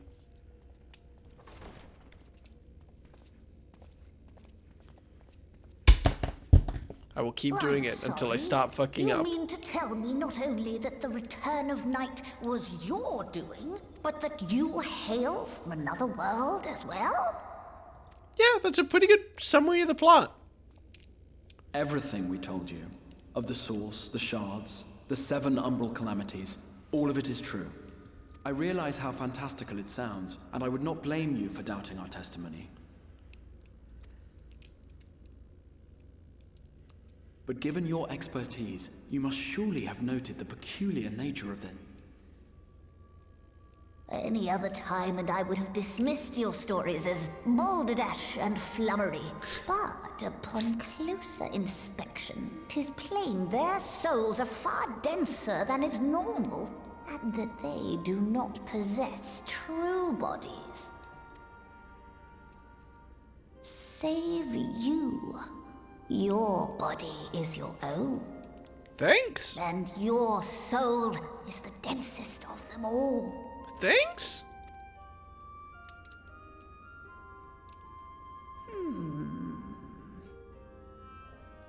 As I said before, were it not for their heroism, the skies over Norvrant would still be awash with light, the realm yet at the mercy of 4-3 and the Sin Eaters. Oh, is it because we merged with Ardbert?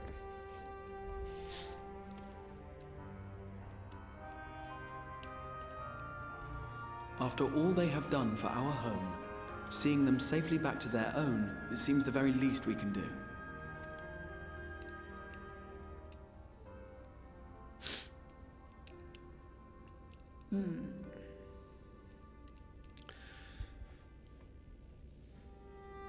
Is everyone's soul relatively Your thick? tale is intriguing. Yes, very intriguing indeed. Simply to hear it is fitting payment in itself. So do people in the source have a thicker soul because the previous calamities mean the Asian shards that were their souls have come together? So numerically, I mean, there's been 7 calamities. 6? I'm a little bit confused if, because there's the first Umbral era, which was the wind aspected era. I'm not quite sure if that was the result of the final days or due to a different calamity, but I'll count it. So if there's 7 Umbral era, Umbral calamities, that would imply that every person in the soul, their soul is worth 7 of everyone. No, 8 of everyone else's, because I guess they have the OG one too. Yeah. So, you know, if you ever have to ask if one life is more valuable than another, we are worth 8 of their lives. Good to know. As for your friends, I can but agree.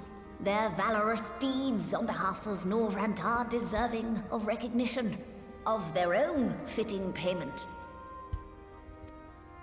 You will help us then? I will. I would see my knowledge put to good use for a change. I do have one condition, however.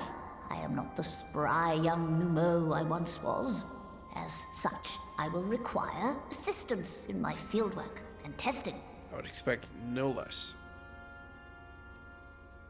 It would be our pleasure. We'll be laboring for our own benefit after all.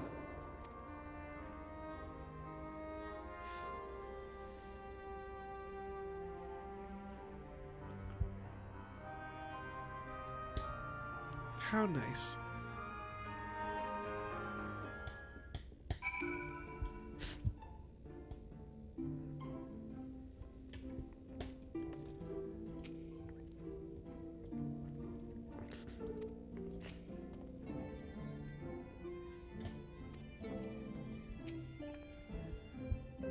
The magic boon starter powers the guard Cosmos Uncanny. Actually, yeah, I probably should have picked up on that.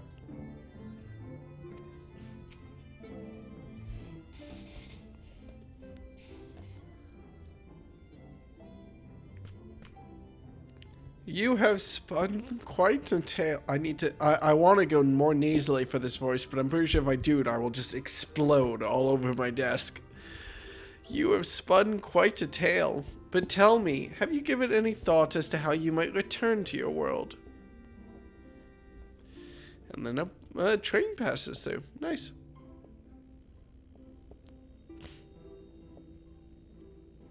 White Orosite, you say?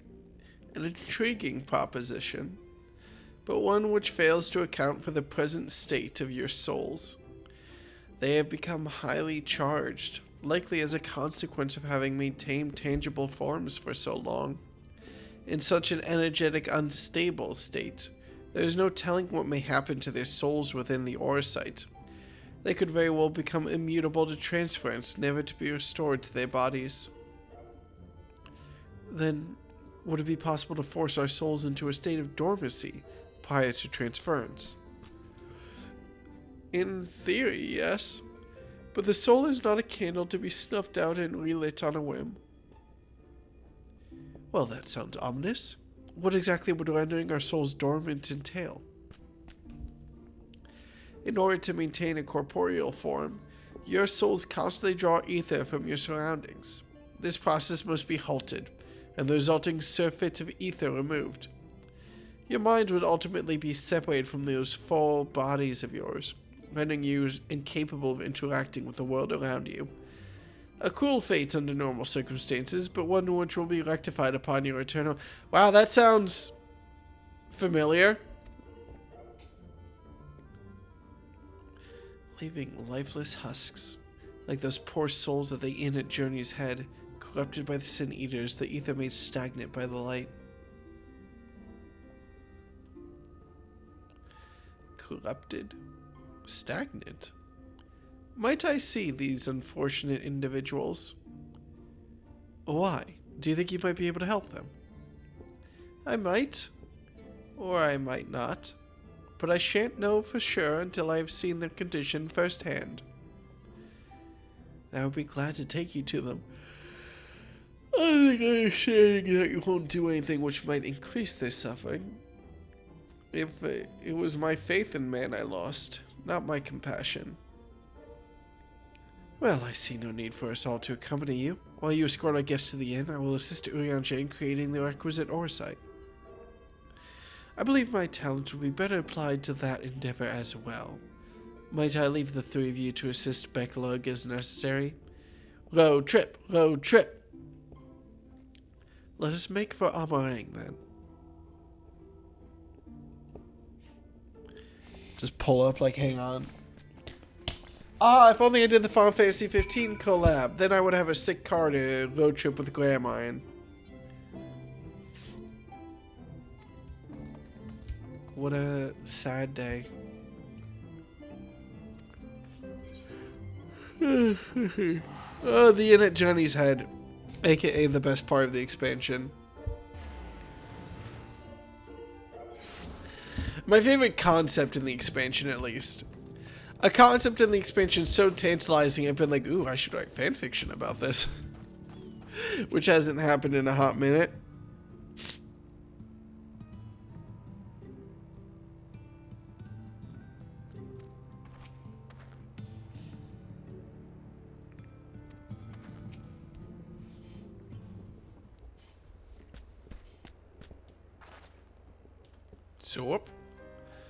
So, this is Halric, is it? Yes, his etheric balance leans perilously toward the light. Towards stasis. What do you suppose will happen to him? Not too bright, are you, boy? The same as all poor souls corrupted by the light. He will become a sin eater. Still? You don't know that. We defeated the wardens and banished the light from the night sky. Halleck was completely unresponsive before, but now... Yes, look at the life in those eyes. Well, then perhaps there is yet hope. If I may, there's a treatment I wish to administer to the patients. What sort of treatment? In the course of my studies of the soul, I once created a tonic which could temporarily stimulate the ether in one's body. After some refinement, it came to be used by the Knights of Vobert. Then for far darker purposes. Lest it fall in the wrong hands, I swore never again to make it. But for their sakes, I will break that oath. It is not like to reverse the stagnation, mind you, but it should offer some measure of relief. Stimulating the ether in their body is going to stop their transformation? This feels like it should backfire.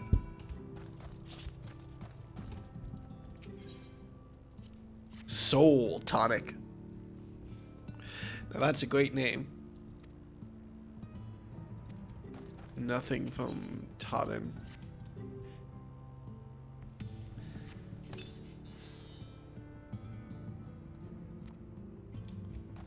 Something from Parnell. Okay. Oh, you should do the raids. I will do it before I do 5.2, I guess.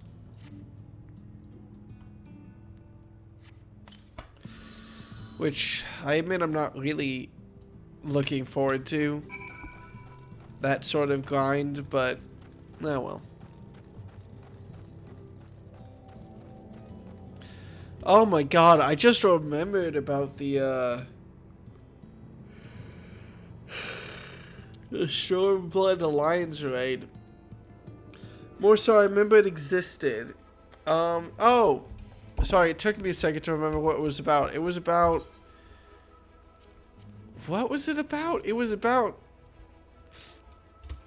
the Desert Kingdom. It was a giant Final Fantasy Tactics thing. I forget the specifics. Oh my god, look, a Final Fantasy 16 reference. I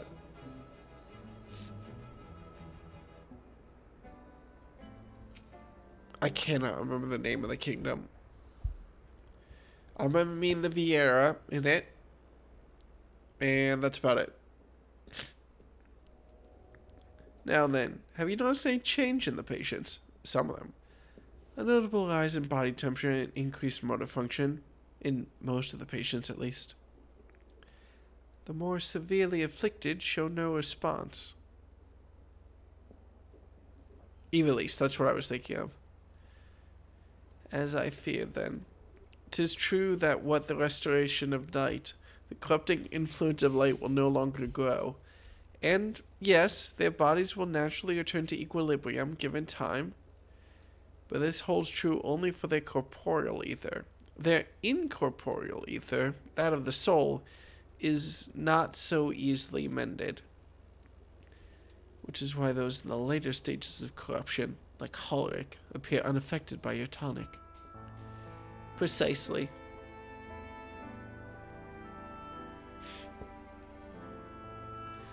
The boy's soul is too far gone, his mind held together by the finest of threads.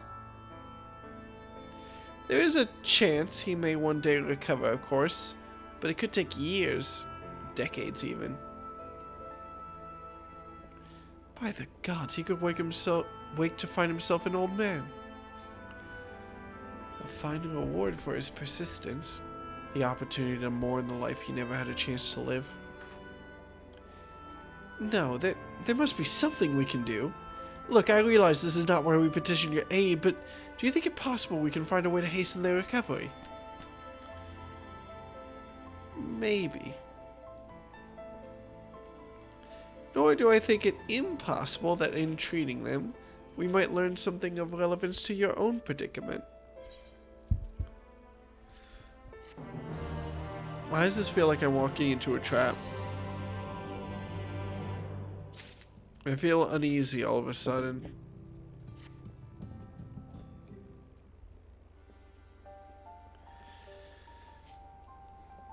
I suspect the Crystal Exarch has told you of my past.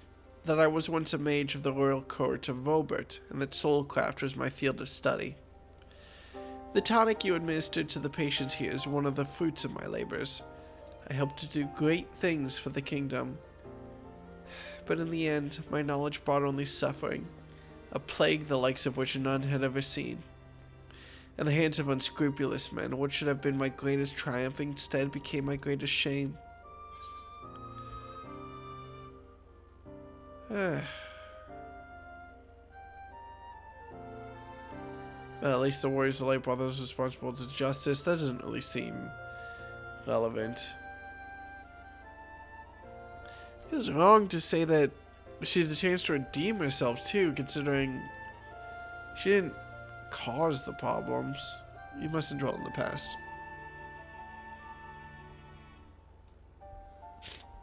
I know that only too well.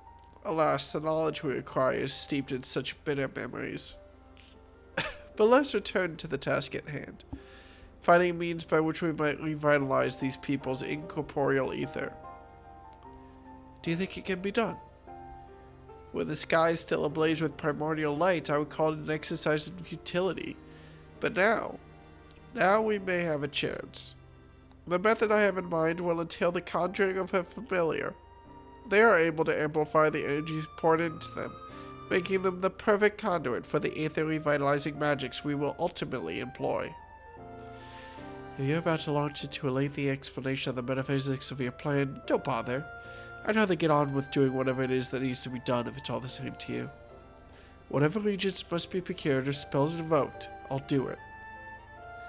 Alize is impatient to help these people, which is cute and appropriate. I admire your spirit. Very well. Your first task will be to gather the necessary materials. I need to blow my nose. I'll be right back.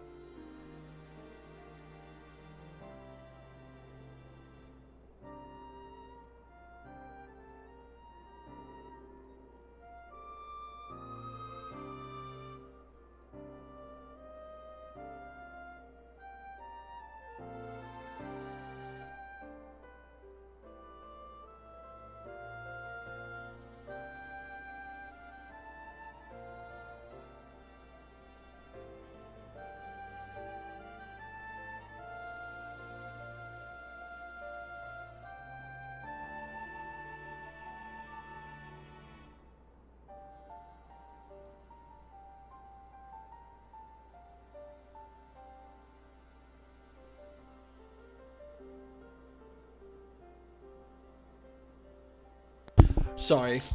I was talking about, like, yeah, I hope we get to go back to all the areas we visited in the quest. One, so that I can remember that they existed. And two, I was gushing about how good Alice's character rating was. How good this area really was the first time I ran through this was probably one of the highlights of the entire expansion, was just meeting Alice here again and, like, running around in this space. It was... Yeah, no, I think Amarang's introduction, at least, was probably my favorite out of the 4 areas. I hate to call it my favorite because it has the mining town. Then again, I didn't really like... No, I think Amarang is my favorite area. Because as much as the mining town wasn't that great, everywhere else had also things that I didn't like. So, yeah. The purest of waters and finest of clays, as well as a fey lantern brimming with pixie magic. If you're convinced the resulting familiar could help the patients, fine. Alfino, the water and the clay will be simple enough, but I think you know what we'll have to do to get the lantern. You don't mean... The pixies took quite a liking to us before. If we humor them with our company, I'm sure they'll be willing to help us. Oh. Fine. We'll pay a visit to Ilmeg, though I never thought you would be the one to suggest going back there. I'm impressed you've been there at all, let alone befriended the Fey folk. Oh, while you're out about it, seek out the new Moa Ply Any. They'll be able to supply you with the water suitable for our needs. Right. Let's get this over with, shall we? Take the better... Oh, wait. better route through early Shadowbringers is Alvino first, Alize second.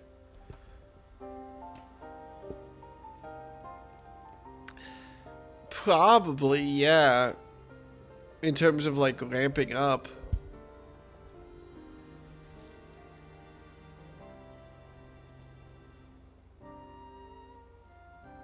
Yeah, in terms of momentum, I could see that being the argument. Though I had to go to Alize. Yeah, no, I did Alize first because I just couldn't after her disappearance in Stormblood. There still remains the matter of the clay. Might I prevail upon you to find it?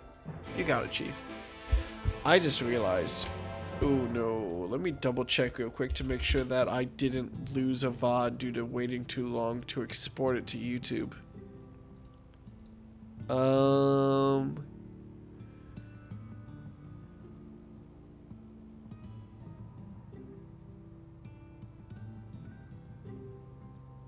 hang on. I might hang on. Let me triple check real quick. There's no real good way for me to check without looking.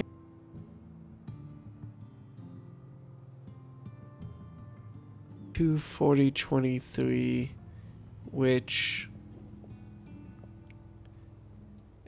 okay, yeah, no, I had a couple of days left is good news. But it got uncomfortably close. 32146, yeah, okay. Yeah, no.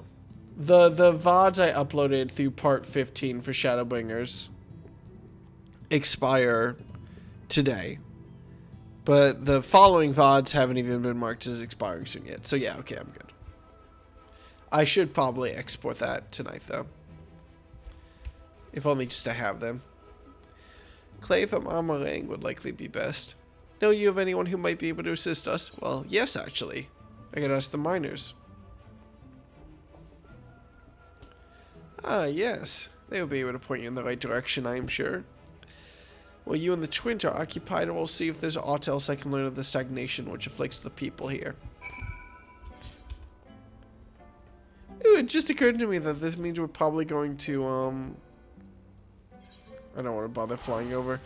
This occurs to me that now we're probably going to find out what happened to Yulemore. Because they have to do a whole new government now, don't they? Thankfully, like all governments, we will be sure to instill a regulated democracy there. Anyway, what's up, Magnus? Decker! Well, what oh, he was Scottish, wasn't he? I don't know how to do a Scottish accent, though. Decker! Well, what a coincidence! You've come at a good time. We've just this moment finished repairing the Talus and the trolley you lot took to Nabatharang. The trolley was no trouble, but the Talus would have been another matter, had we not had a visit from Master Chai. He offered us to share the leftover building materials from Daedalus Stoneworks, as well as a few trade secrets to help us along. Clever man, that Chai does. He seemed pretty keen on the ideas I had for putting the giant Talus to work. Like a giant trolley. But Magnus still refuses to see the good we could do with it. You're entitled to your dreams, Jarek, but that doesn't mean you can go harassing our guests with them. Master Chai was just being polite. And something tells me Decker here didn't come all this way to talk about trolleys. What is it you need, friend? This man really needs to have hobbies other than trolleys. Let the man have his peace. I see. And this familiar requires clay from Amarang. Well, look no further. If anyone can find you some quality clay, it's us.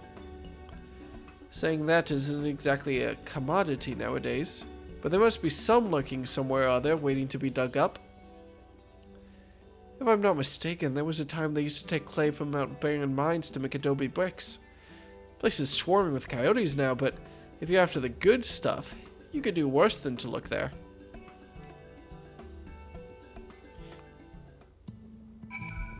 Oh god, are y'all still arguing about whether Alfino or Alize is first?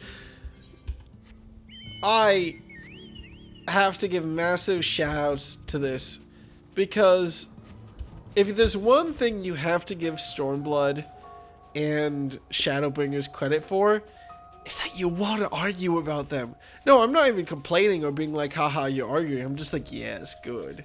If a story is making you argue about it, that's a sign that it's pretty fucking good.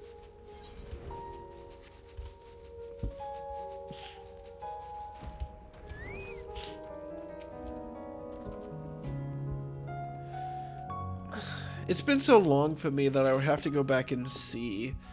I dimly remember wishing I did Alfino first at the time.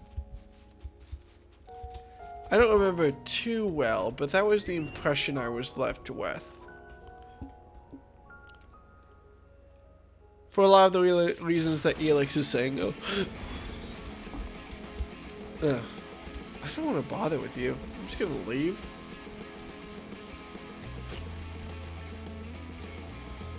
There we go.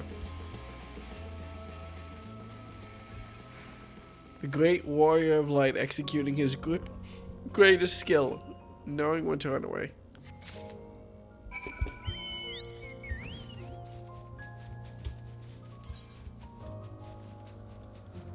Oh, and we're not even returning back to Trine. We're just going straight back, huh? Won't complain, I guess. A little bit surprised still, but will not complain. And I get to carve out this area on the map, too. While I'm up here, I might as well discover the full map. What job are we going to do for Endwalker? Sage. Sage was the class I wanted to play when I first got Final Fantasy XIV. I feel a little bit awkward about it, because I feel a little bit like I'm copying Saren. But, like, Sage and Gunbreaker, I mean, fuck, you can go back and see me talking about how excited I was to play Gunbreaker. All the way back in, like, Heaven's Word. I had to stop myself from picking up Gunbreaker for Heaven's Word. No, I had to stop myself from picking up Gunbreaker for... In Heaven's Word, I planned to play Gunbreaker during Stormblood, learned it was a class added in Shadowbringers, and then decided to go back. Yeah, it is completely a coincidence, by the way, that my last name is Salvo, and all of my classes are the gun classes. Machinist, Gunbreaker, and Sage. Complete coincidence. Originally Dekka's name was... What was his first name? Dekka Salvo was his last name. What was Dekka's first name? It's preserved in my first VOD. I should know this off the top of my head.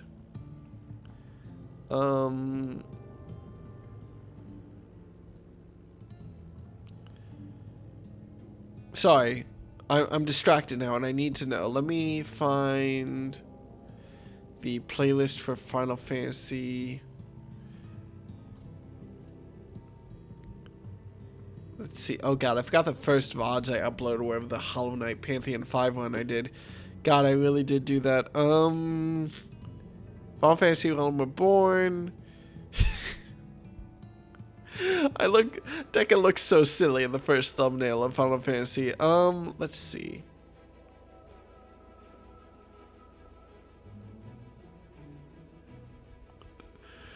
Let's get a bug.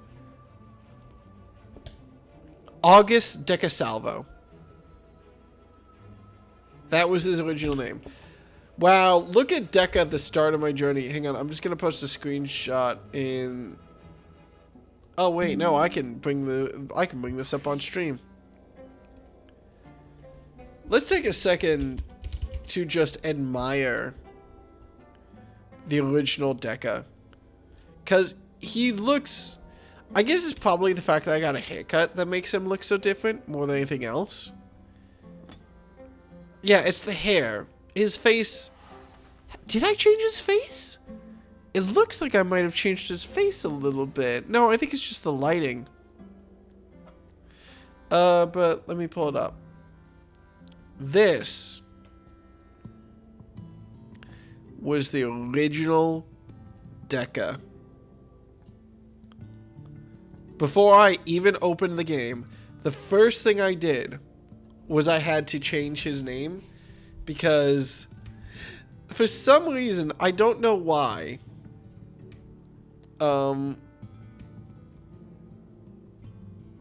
I legitimately don't know why. I could never piece it together, but Final Fantasy's like profanity or like content filter would not let me name him August Decasalvo.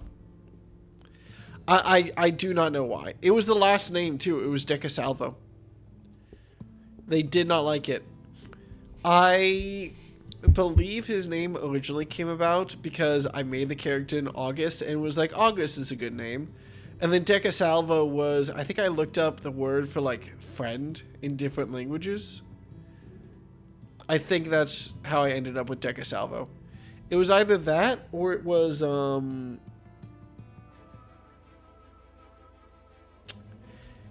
friend or it was like pillow. I think it might have been pillow in like Dutch or some similar language. I forget exactly which one it was. When I tried to find out, I couldn't.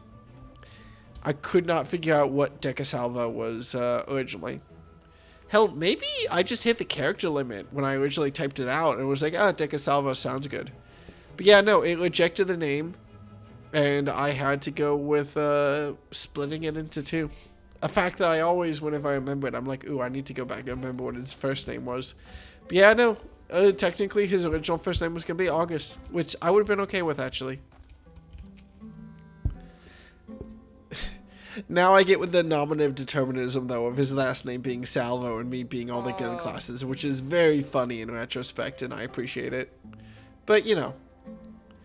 Right. Chill. The twins have returned, and in one piece of that, I was convinced the pixies would turn at least one of them into a guardian ornament, but no. Good reaction, Allie. You have the clay, I take it. Here you go, buddy.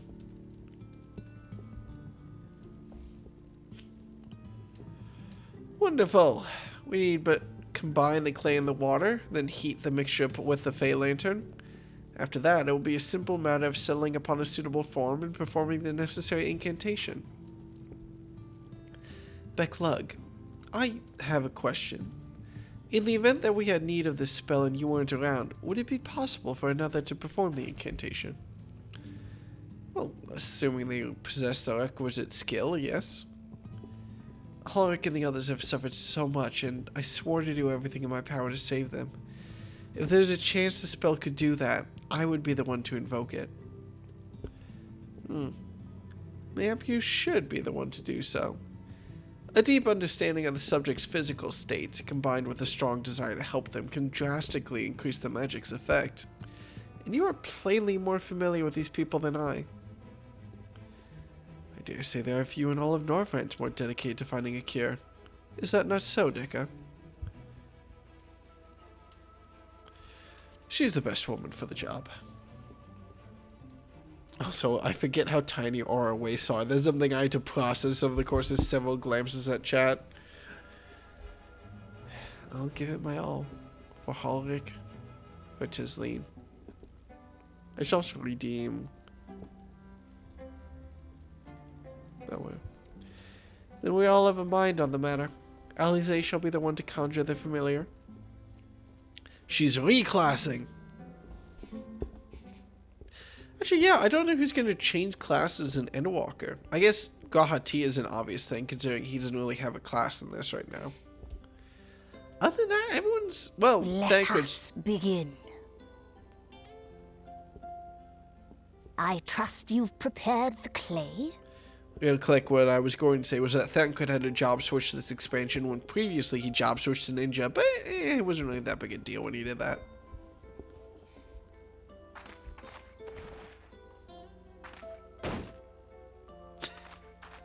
I don't know why that was funny to me. Very good.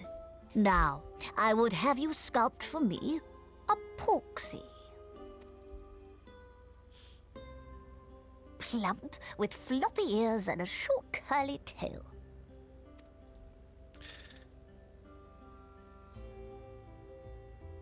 A Porksy. I think I know what you mean. I don't. I'm delighted to see Alize's art skills, though. Alvino, try not to poke too much fun at your sister. She's gonna do her best. There we are.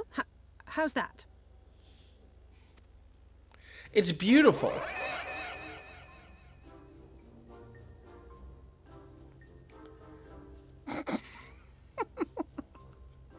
Well, it is certainly creative. There's no denying that. Ooh. Is it Yes, gonna yes, cut I'm to... no artist. Very funny. I thought they were going to... Alvino's fucking Pay face! him no mind, child. Though it may look like a grotesque parody of reality, it is what the invoker believes that matters. Was that supposed to inspire confidence? You're not helping. But I speak the truth. If successful, this incantation will turn imagination into reality. Which is why the only thing of import is what you believe this figure embodies. You must focus. Hold the Porksy's image steady in your mind's eye. I want this thing as a minion. I really hope Alize fucks this up. Now then, as I taught you, relax and allow your energies to flow.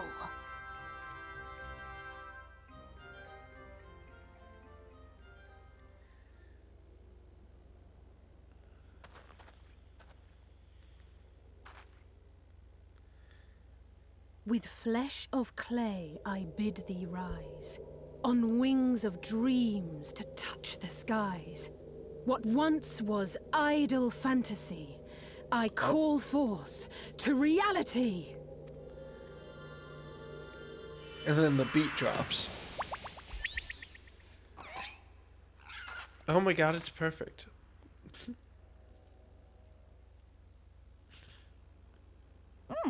Not bad for a first attempt. Now, let us see what can be done for young Halric. Did we just summon a... like a therapy pet? There are some things I see and I want to dribble them, like Alfino. This pig thing, I want to, like, play keep in the air, like a balloon.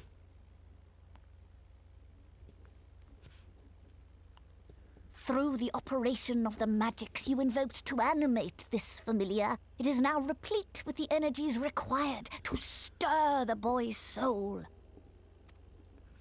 You need but give it a name, and it will do as your heart desires. He looks like a flumpty. A name.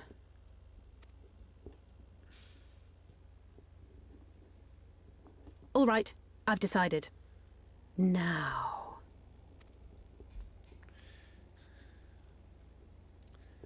Why did she say now like that? So Go, dramatic. Angelo!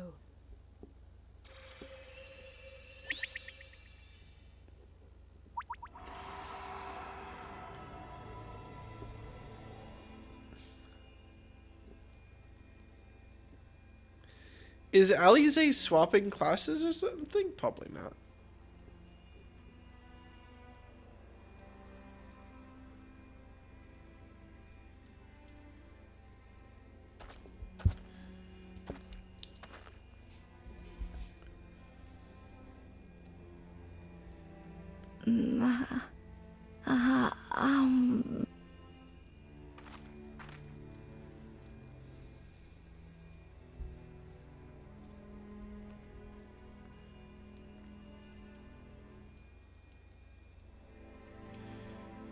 Mother, That worked?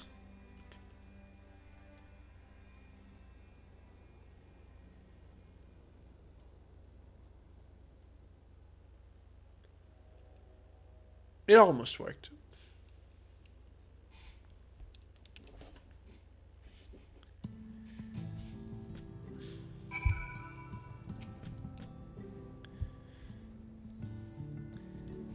One might almost think she drew strength from another.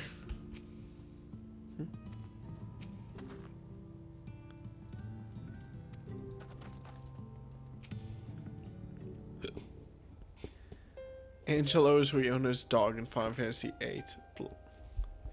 Cute. How is he, Becklug? Did it work? I believe it did. You and your fledgling familiar have done well. If my eyes do not deceive, a hint of color has returned to his soul. God, I would jump with joy if I weren't so exhausted. Sup? We're so close now, Holrick. As you are even now in the process of discovering, this magic asks much of the invoker. What you may not have realized is that the same is also true of the subject. As such, we must proceed with caution. However, with further treatment, I have the utmost confidence the boy will make a full recovery. Observing the reanimation of his stagnant soul has been most enlightening. I will need time to put my theories to the proof, but I believe I can fashion a spell to produce the opposite effect. That is, to induce stagnation, thus enabling our safe transport back to the source via Orisight. A thought occurred to me about this treatment. Beck-Lug said when the soul is rendered dormant, the mind is separated from the body. That person becomes incapable of interacting with the world around them. Does that not sound a lot like some of the tempered back in the... Oh! Not really. It is the fate of most tempered to become slaves to primals, save in a handful of cases. Or am I missing something? If I can master this technique, the art of revitalizing the soul, I know of at least one in the source who could desperately use such treatment. Oh yeah, the little guy, the child, the baby. What's his name? Exactly. His condition is uncannily similar to Halleck's, is it not? The only difference being that his soul was suffused with earth-aspected ether instead of light. It follows that if his soul is subject to a similar kind of stagnation, there may be a chance we can save him. Right? Kobold, that was his species. Forgive me, but who is this Gabu fellow of whom you speak? Well, we'll have to wait for the next train. Oh, I see. His condition does sound similar. Yet, there is much and more about the soul that remains unknown even to me. I say this not to discourage you, you understand, but to remind you that this is delicate work we do here. Work requiring patience. Of course, and as long as there is hope for the patients here, I will devote whatever time is needed to see this through. But I refuse to spend that time in idleness. If it's all the same to you, I'd like to stay here with Angelo and continue with their treatment. The two of you should return to the Crystarium with Beck-Lug and see if you can't make some headway with the newly posited theories. I would tell you to rest first, but I see you're not to be convinced. Ah, the fire of youth. Let's return to the Crystarium, then. Finally, I found you. Who is it? Oh, hey, what's up, man? Kaishir, what are you doing all the way out here?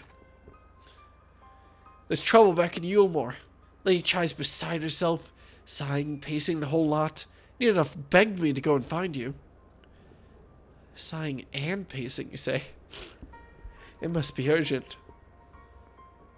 I take it I will be returning to the Crystarium alone. Go on then. It's not as if I have anything for you to do. Thank you, Beck-Lug. We are doing a victory lap. Oh, in the order that we were, too. Sorry for bothering you and all that, but she says the future of Yulmore is at stake. Alphino first, Alize first, and now we're going to Yulmore. Does it swap which place you go to first? Depending on the order you did the original quest in.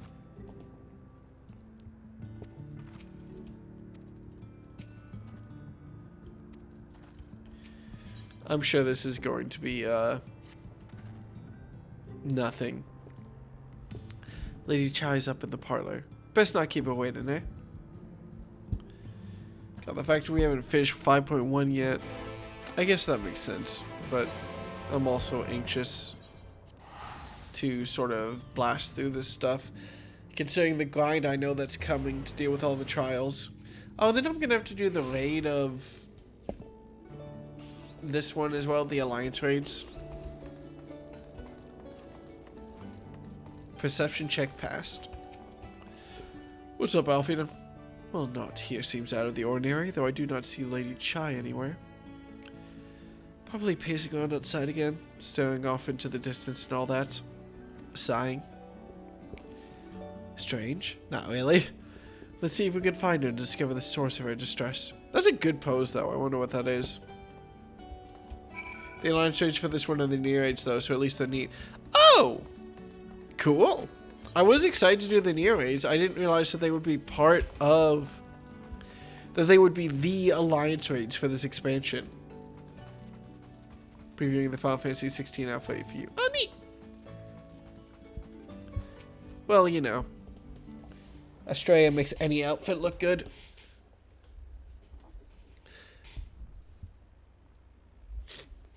I am excited to do the near raids. The near raids were like the first Alliance raid I really saw anything from. Thank heavens you're here. I dimly remember watching Saren grind them on stream, or at least one or two of them. Lady Chai, whatever is the matter? I knew not where else to turn. Oh, this is all too much for my poor heart to bear alone. Alone? What of Master Chai? Oh, that's what's wrong. That is the very reason I summoned you. He's gone. What? What happened? He went to the store to get some milk. It all began after the events at Mount Golg. With Lord Vorthry out of the way, we all agreed that a new leader must be chosen. And so you held an election? Yes, well, sort of. Not a single person volunteered to stand, you see. After a lifetime of leisure, we free citizens have grown somewhat indolent. Readapting to the harsh realities of life is trying enough, but to take charge of a broken city as well? No one wanted such responsibility. Nevertheless, Yulmore could not well do without a leader, and so we decided that anyone and everyone should be considered a candidate.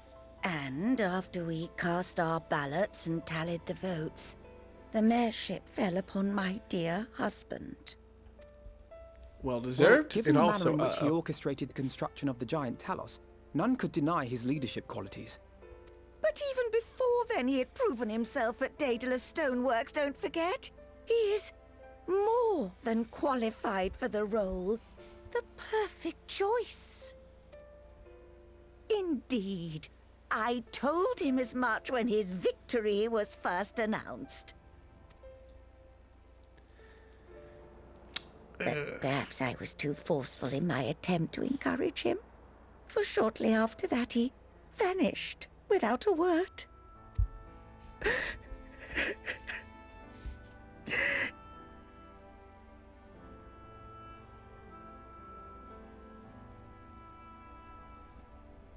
You believe he was so daunted by the burden of leadership that he felt compelled to flee?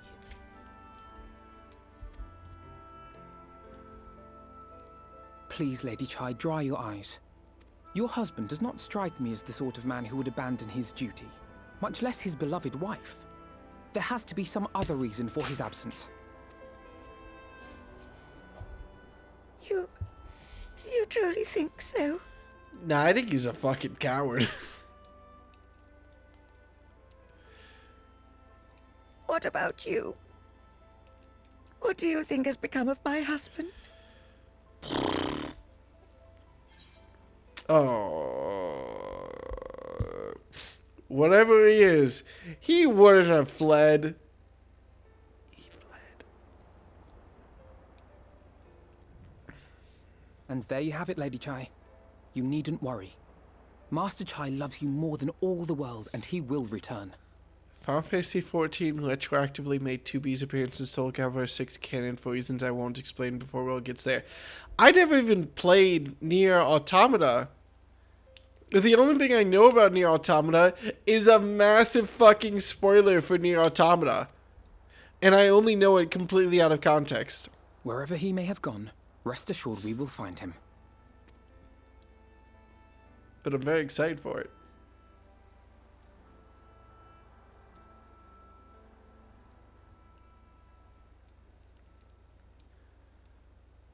Thank you, my dear boy.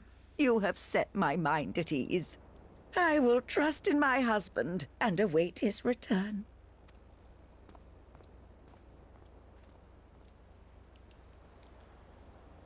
Do sin eaters still exist in the world right now? Wait, I was gonna be like, of course they do, but theoretically, after we purged the Light Wardens, the sin eaters in the area disappeared, didn't they? So it's actually a relevant question. Do sin eaters still exist right now?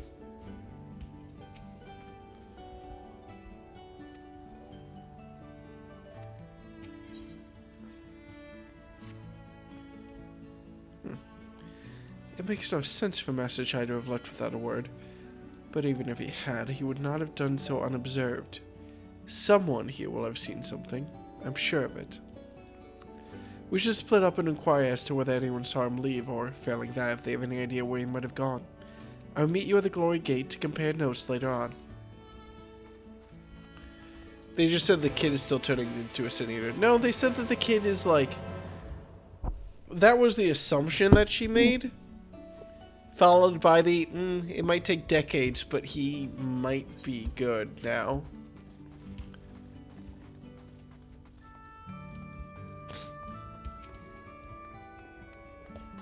Master Chai. Why, yes, I spoke with him recently, though I recall he was in a rather dour mood.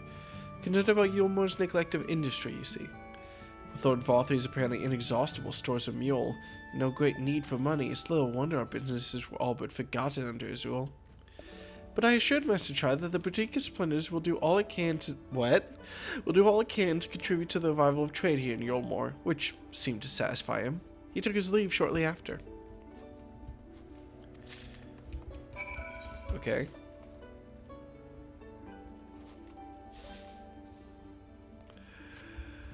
Perception check passed. Moen,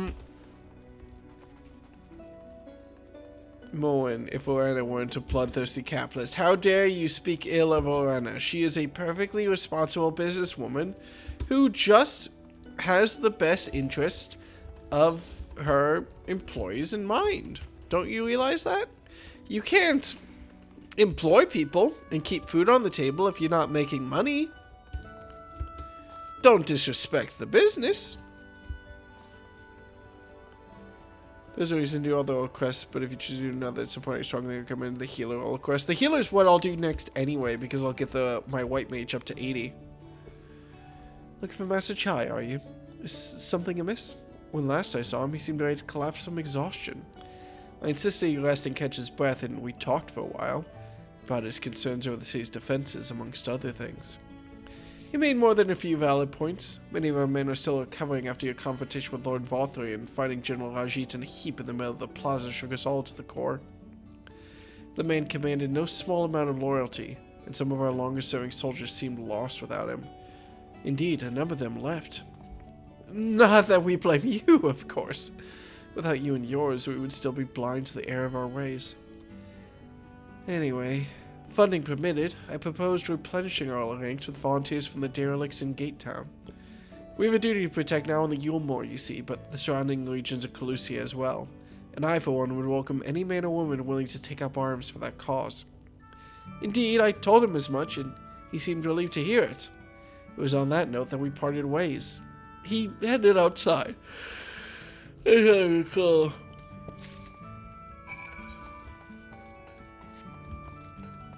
The man is doing his best to be a good mayor. Or, I don't know what his title is yet, do I? I'm not the type of person. I think a little question when you say X is the best girl. That's good, because I didn't much care about the dude in the tank roll quest. He was just a dude. I called man fit in that description. Asked to speak with the poor buggers lately come from the light. Said he wanted to know the state of things down in the derelicts. You can be sure we gave him an earful. Lack of food, mess, and clothing. There's plenty to tell. We hunt high and low for whatever we can scavenge, and it's barely enough to fill our bellies. But folks here don't just want to survive, they want to thrive. When he heard that, he started mumbling to himself. Something about finding us work, I think. Fair play to him, though. Not content with having his ear chewed off about the derelicts, he asked about the other settlements and all.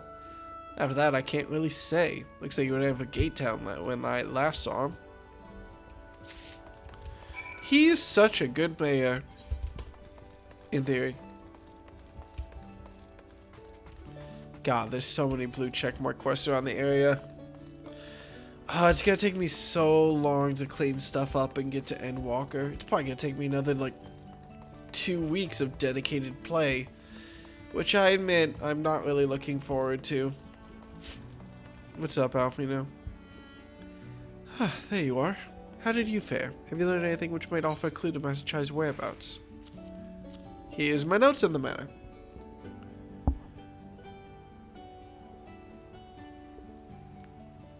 Interesting. He apparently paid a visit to the Queen Bee as well. They discussed the possibility of granting admission to customers from outside Yulmore, an idea to which the proprietor was surprisingly receptive. Isn't the Queen Bee the strip club? Sounds like he's got big plans for the place. Yulmore, I mean, not the Bee. Perhaps. But the question remains, where did he go after leaving the city? Alvino, are you allowed in the Bee? All we know for certain is that Master Chai has shown great concern not only for Yulmore, but surrounding settlements. It seems logical then that, having consulted with those within the city walls, he would wish to do the same to those without. Dekka, if you are going to make inquiries and right, I shall do likewise as still tide. Gate Town I leave to you, Kaishir. Fair enough. Where shall we meet when we finish? Well, Top Rung would seem to me to be his most likely destination. Let us reconvene there. With any luck, one of us will have stumbled upon him by then, and if not, we will be well situated to continue our search. Alright, off we go. Also, a funny little unique piece of dialogue if you start the whole quest as a Lala without a certain piece of equipment that you only get once you make it to Upper Calusia. I'm curious.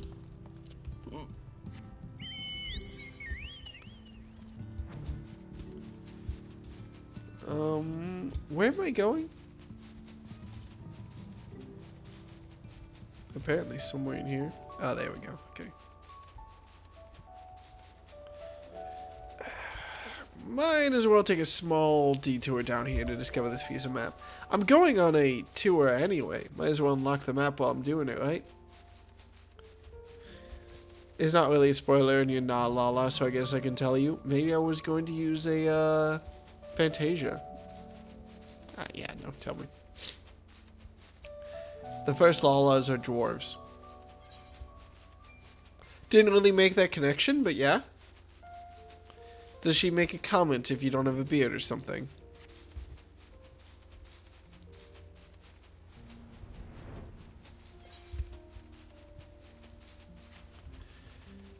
The whole glowy yellow eye business going on.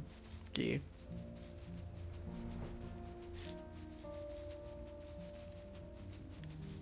Oh yeah, that's still going on, isn't it? Fuck, I was like, what is that glowy thing in the sky? Oh yeah, that. No, the name doesn't ring any bells. But there was a rather dapper-looking Mistle gentleman here not long ago. He wanted to talk about relations between Light and Yulmore, or rather lack of them. We lost a great many people to their promises of Mule and the chance of a lavish life among the free. And Valther thought to take even more from us, conscripting the few able-bodied men we had left to guard his paradise. Oh my god, it's nuclear fire! Or the sun. I needn't tell you what happened when the Sin Eaters came. Such things are hard to forgive. But Valther's gone now, and we're curious to see what will become of Yulmore in his absence. That's what I told your friend. Chai Nuz, was it? I'm sure the others said the same. Not what he wanted to hear, I suppose, because he left soon after. And that was that.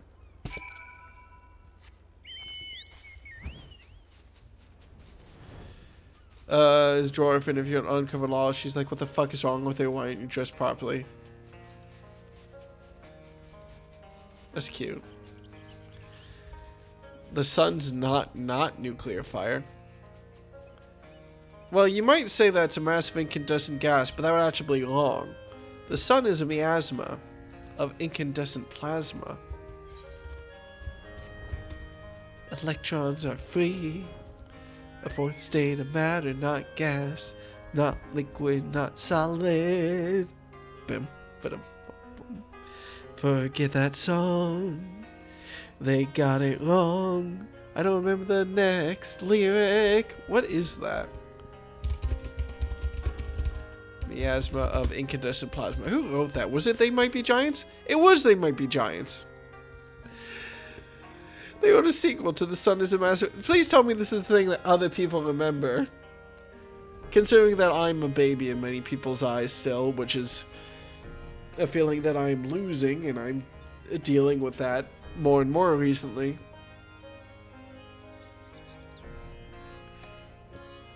I don't even know the song. I knew it was They Might Be Giants. Well, that's The Sun is a Massive Incandescent Gas, which is the one that everyone knows. The one that I found out years after the fact that existed was they made a follow-up song called The Sun is a Miasma of Incandescent Plasma, which is much more of like a relaxed, jazzy song. And it's like, hey, we fucked up. Y'all, we fucked up.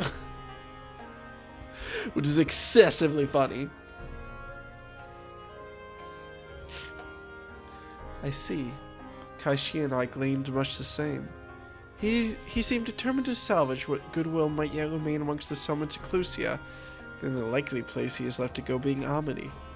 Come, if we're a clique, we may yet catch up with him. So, he has actually been gone for like maybe a day. And Delia just freaked the fuck out. Yeah, that seems appropriate for her. Damn. I got jump scared by something moving on my desk. Because I thought it was like a fly or something, and it was just a piece of dust. Whatever, it's fine. Hey, can you start a cutscene real quick? Thank you.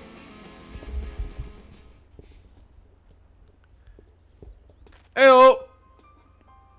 Oh, the music got dramatic. Deka, Alvino, Kaishir, what are you doing here?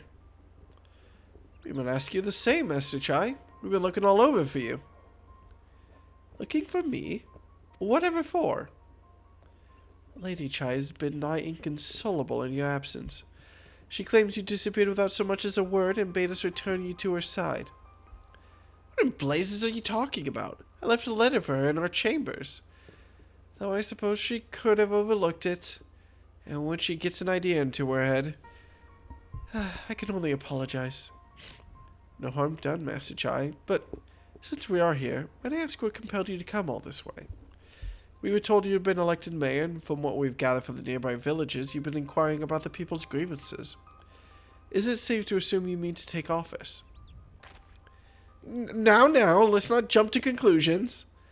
I did seek to learn about the problems faced by the people of Calusia. That much is true. But I am by no means sure I am the man to solve them.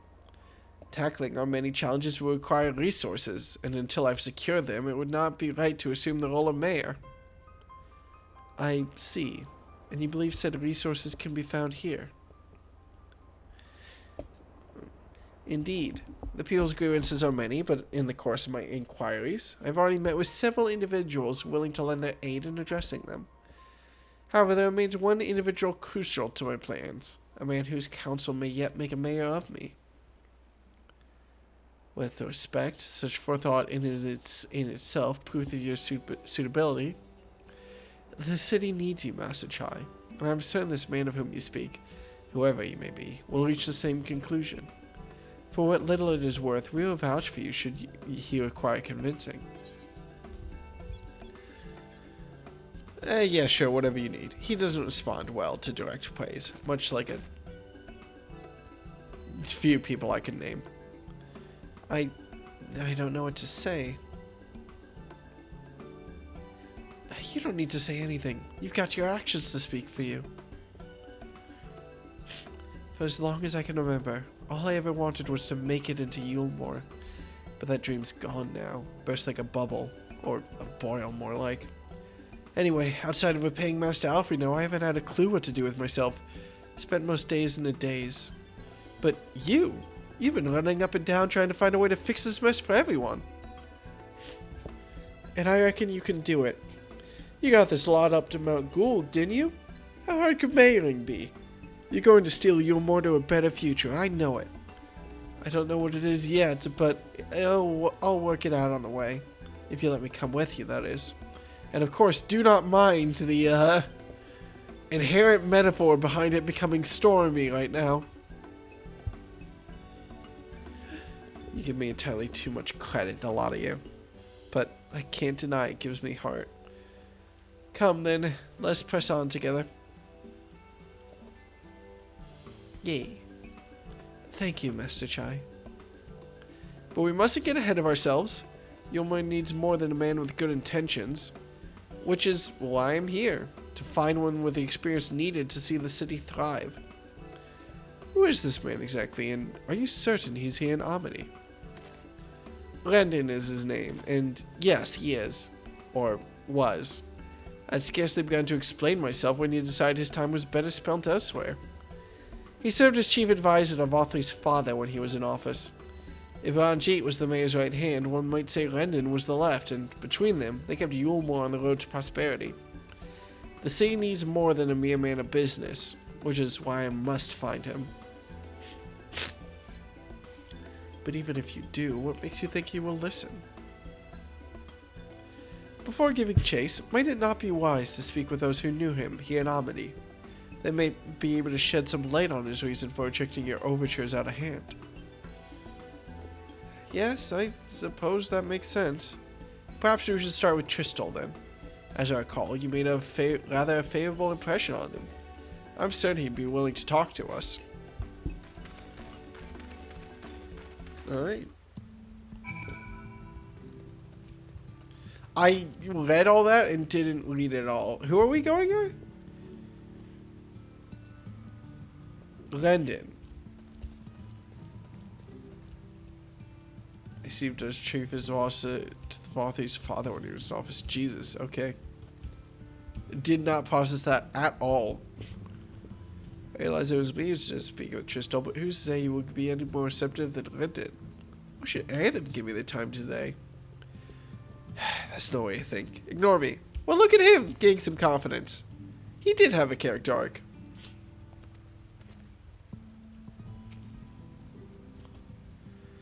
Alright.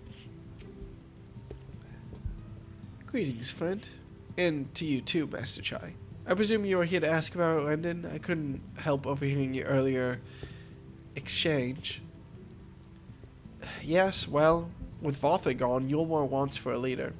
Should no one rise to the challenge, the city could very well collapse. I came here seeking Landon's counsel in the hope that we could build a better Yulmore together. And that is still my wish, but given how admirably we were mistreated there, I would quite understand if you choose not to help. Worry not, Master Chai. I bear no grudge against you or the people of Yulmore, and I would not see you suffer for Vothri's villainy. As you have no doubt gathered from your earlier meeting, Landon can be rather uncompromising.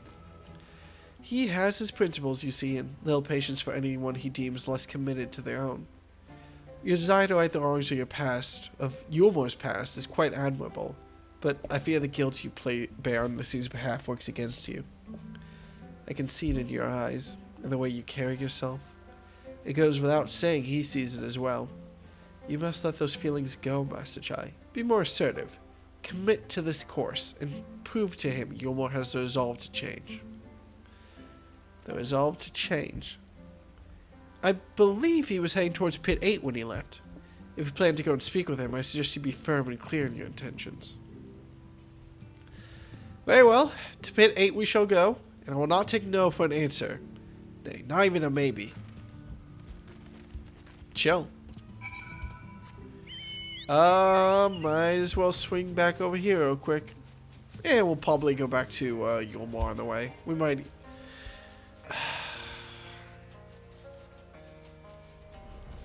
I'm still mad. I will try my best not to be mad, but I'm still mad. I get to be a little bit of a... Oh, he's dressed like a... It's you again. Oh. Well, I see you've invited your friends. Need them to fight your battles for you, do you? Listen to me, you little prick! No, I didn't invite them, as it happens. Though they are indeed my friends. Well, not only mine, but every true Yulmoran's. They are the ones who awakened us to the truth, to Lord Vorthry's villainy. The famous warriors of darkness. Yo, Are Warrior they of now? Darkness, Alfida. Yes, they are. It would be no exaggeration to call them our saviors. We owe much and more to their kindness, but we cannot depend on that kindness forever. To do so would be a little different from entrusting our affairs to Lord Vorthry. Nay, we must learn to stand on our own 2 feet. And I would have them present to witness my attempt. The voice acting here is so weird in a good way. He sounds like he's trying to be confident and failing here, just a Master little Chai. bit. Your sentiments are admirable. Yet admirable sentiments do not a nation make.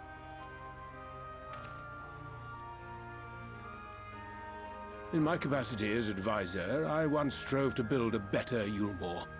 Gave honest counsel to my superiors, drafted laws for the benefit of one and all. But in time, my values fell out of favor. There was no need for them in this paradise Vorthry was creating. And so I left my homeland behind. What was Yulmore like before Vorthry was born? That's something I never really thought about. But you, Chai News, you were content to wallow in indolence under Vorthry's auspices. And so I cannot help but ask myself what manner of nation you intend to build.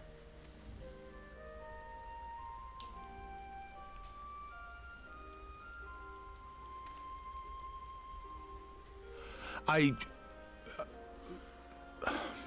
can offer no simple answer to that question.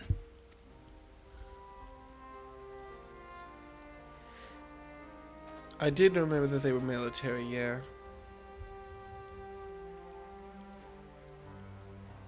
But this much I will say.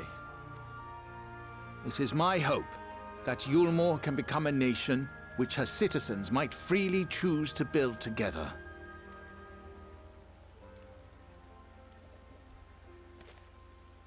A great many people, myself included, flocked to Yulmore seeking sanctuary. The alternative being to live in fear and die in pain. It seemed an easy choice. And sanctuary we found. As much food and drink as we could ever want. Secured at the cost of the surrounding villages. Little wonder the people gathered at our doorstep, begging to work among the bonded. The free were blind to it all, of course. Content to, as you say, wallow in indolence. In ignorance. Were I mayor, I would first take stock of the city's resources and see that they were assigned equitably. Our days of reckless consumption are behind us. The distinction between free and bonded died with Vorthry. The needs of rich and poor alike must be considered if our nation is to survive. To which end I would take steps to secure channels for supplies, rekindle relations with nearby settlements, who re-establish industry, reach out to neighboring nations, and the list goes on and on.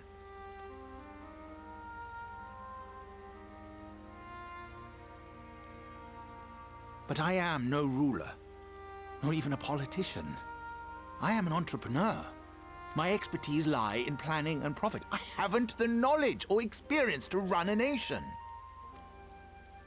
Please, Rendon, will you not help me? Together, we could solve the city's problems. Build a Yulmore for the people. What a good voice acting performance.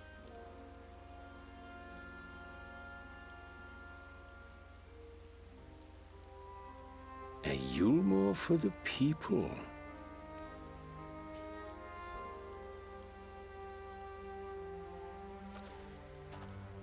I rather like the sound of that.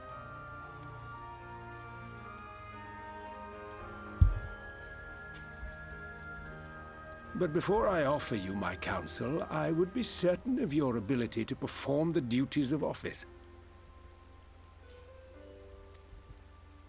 You would? Sorry, Lyndon was Valtry's dad's assistant, right?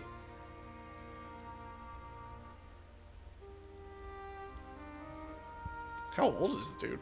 You ask me to help you solve Yulmore's problems, but first I would see you solve one on your own. Accomplish that, and you will prove both to me and the people that you are a man worth following.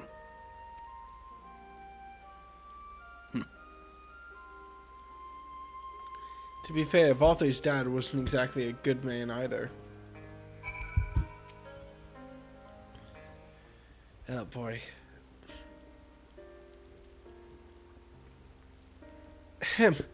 Right then, is there a particular issue you would have me resolve?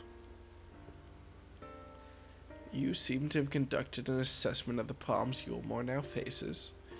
I assume you will agree, therefore, that the matter of dwindling food stores is the most pressing. Ah, yes. Yule being neither a desirable nor less sustainable option, I assume alternate foodstuffs are required to fill the void. And a man who hungers does not like to contribute much to society. Say, violence, perhaps.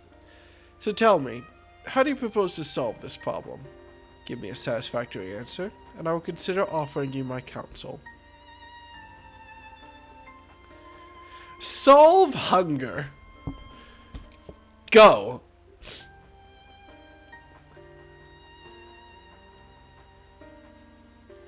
There's fishing, there's trading with Yondo, there's re-establishing agriculture.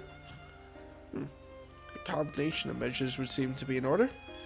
One to address the immediate issue of supply, and another, that of production.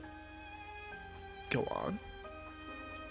For the present, Yulmore's coffers can be used to purchase food from our neighbors. This would afford us time to address the underlying problem that affects us all, the long-standing neglect of agriculture.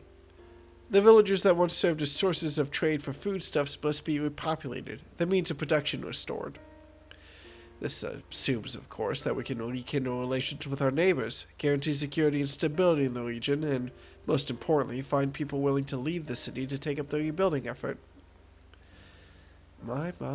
Think of that all by yourself, did you? Well, yes. It began as a rather abstract plan I drafted some time ago after speaking with the people of Yulmore and the nearby settlements. You've impressed me, Chinos. I have? Well, that is a relief. Oh, you haven't secured my support just yet. Only my attention. Grand plans will not be enough to persuade the masses. If we'd ask them to rebuild, you must provide them the means to do so. A fair point, Lyndon, and one to which I've given much thought. I propose the use of Talos to aid in the establishment and maintenance of these settlements. Their employment should drastically improve efficiency and ultimately increase production. Talos? But Daedalus Stoneworks closed their doors years ago. Without a ready supply of the necessary equipment, the people would starve before your plans could be put into effect. Well, as the heir to Daedalus Stoneworks, it just so happens that Talos are my speciality. However, and with a little help, I'm quite certain we can acquire what we need in no time at all. Why are you looking at me like that? Why are you looking at me like that? Uh-oh. I'm sure it'll be fine. It probably won't be fine. It might be fine. Fire Kaishi is also here. And Randon seems nice, yeah.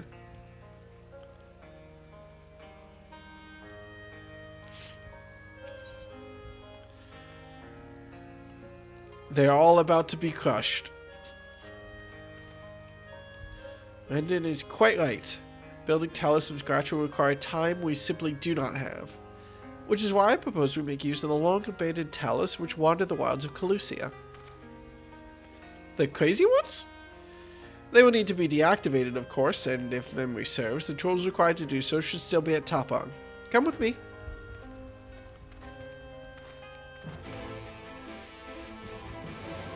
I guess they don't really have a mind, so insane/crazy doesn't really fit. Mindless, I suppose? Violent is what I'm gonna go with. He was literally raised to be a shit. Nobody told him what he's doing was wrong, which is kind of why his name is a trial boss, is innocence. I don't find Vothri to be a very tragic villain.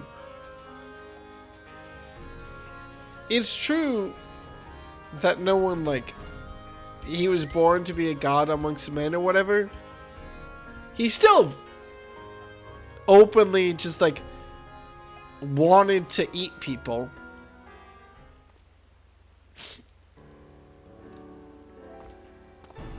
It doesn't strike me as tragic. Not in the same way that you could describe Emmett Selk if you stretch it a little bit. Ha! The old memory hasn't let me down. This chest contains canisters filled with a dashingly potent insulating powder capable of halting the flow of ether and a Talos. We didn't only get within throwing distance of one and let fly, thus disabling them without damaging them. Ingenious. An old trick of the trade, nothing more. Once disabled, it should be a simple enough matter to get them to march to Yulmore. More extensive repairs can wait. Ordinarily, this is where I would ask you to run along and do the deed, but as I've said before, it's high time we learn to stand on our own 2 feet. Thankfully, throwing canisters is something even I should be able to manage. Come off it, Master Chai. Even if the Talos aren't a threat, there's 101 other things out there waiting to make a meal of you. That's as may be, Kaishir, but Lenin tasked me with solving this problem, and I will not sit idly by while others risk everything to see my harebrained scheme realized. Not this time. Which isn't to say the mere thought of it doesn't fill me with dread. Truth be told, I can't feel my legs. But if I'm to prove I'm a man worth following, I must lead by example.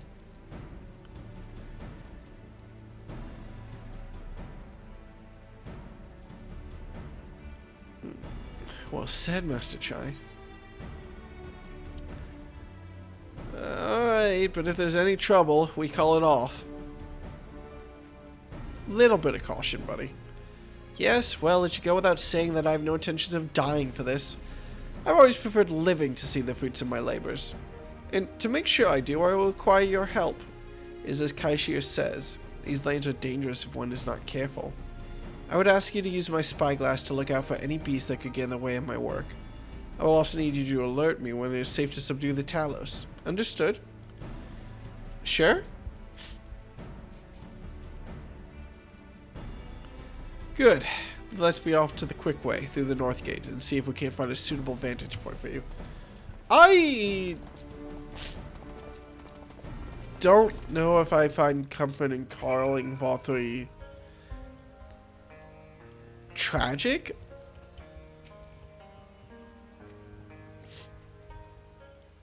I don't know of other, like, the first thing I think of is like Joffrey from Game of Thrones, but I can't do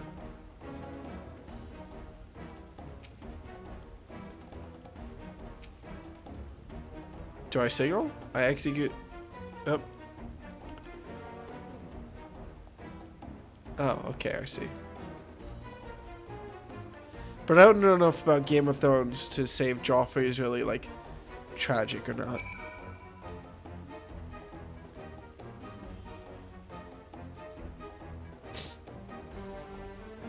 Ooh. Okay, cool. We got it. This is a slightly odd mission. Oh, I thought it was gonna collapse backwards onto him for sure. I did it! I did it! Let's move on to another Talos, shall we?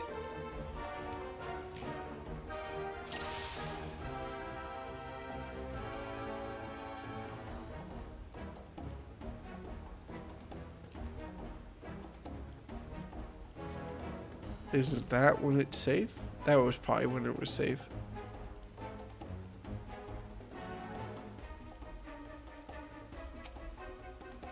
Oh my god, what a...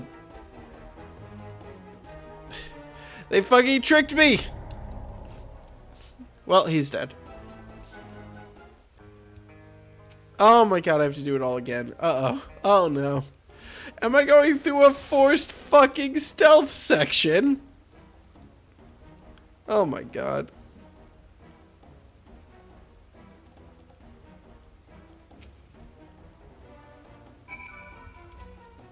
Can I at least skip this cutscene?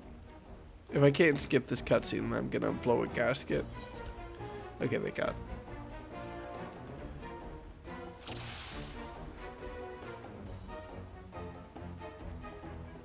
Alright. Just wait for the towels to turn on the first time. And then, now.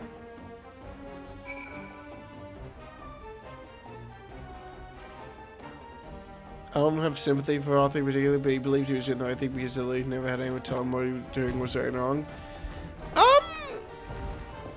I don't think you should be told, like, don't eat people. I can see what you're getting at, though. I'm not sure I agree, but I see what you're saying. You may leave the next one to me, Deca. Careful, buddy. Yeah, no, I'm not saying there's a difference between a tragic and a sympathetic villain. I would argue that Emmett Silk is tragic but not very sympathetic. Oh, he actually did it by himself. Good job, man. Haha, that should do it. Oh, we have to all... Now we have all we need to proceed.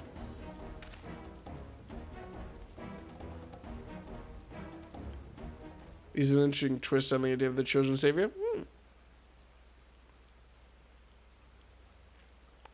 Yeah, I can kind of see that. Well, more like the Antichrist than anything.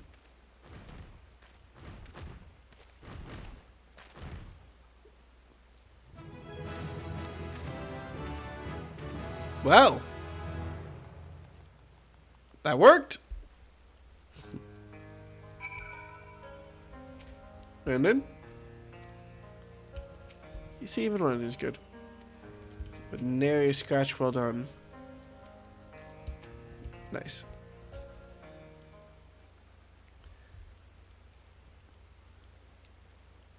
I mean, the Antichrist as a concept is something that's been explored a lot. I could scarcely believe it. It was a reckless, foolish plan, but somehow it worked. Well, it worked in this timeline, at least. Sorry about that, Chai. I did it! Holy shit!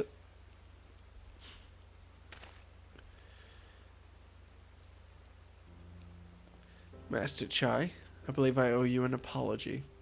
Your plan to replenish Yulmore's food store showed forethought and sound judgment. What's more, it is plain your time at Daedalus Stoneworks has equipped you to lead, as evidenced by the extraordinary company you keep. Wow, what good timing on the weather I've had. You, sir, are more than qualified to be the next mayor of Yulmore. I thank you for your vote of confidence, but the fact remains, I'm wholly ignorant to the world of politics. Which is why I would ask you to join me and grant Yulmore the benefit of your counsel. I would be honored. When the people behold these Talos, I have no doubt they will lend you their support. It would seem Yulmore's leadership is at last in capable hands. Would you not agree? We should probably be getting back soon, Master Chai.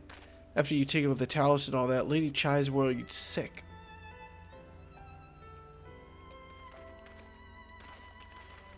Cool. Are we getting teleported back into the cutscene, or... Oh, he's going to get tackled by Lady Chai or something, isn't he? Right. Right then. Form a line and make for Yulmore. The little bit of like, oh shit, I have to actually lead now, don't I? Like, oh, his voice actor is doing such a good job.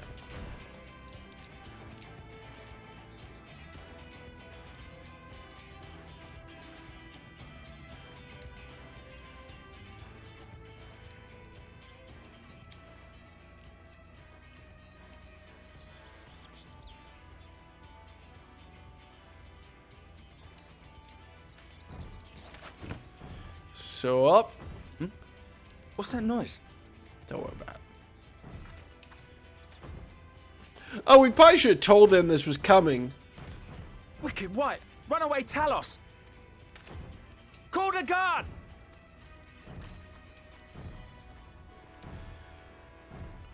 Uh-oh.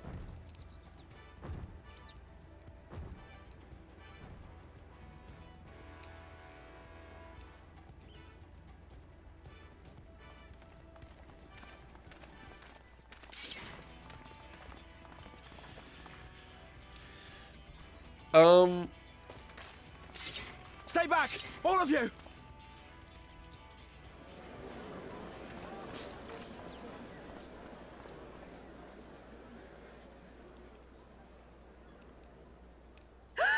Is that?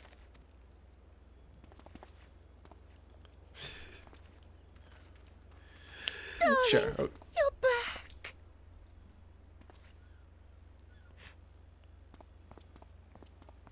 Oh, he Of did. course I'm back. You didn't see. I can't!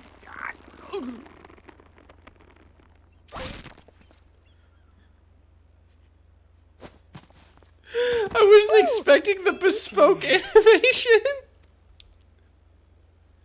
Oh, he did. Alvino, I know you're a healer, but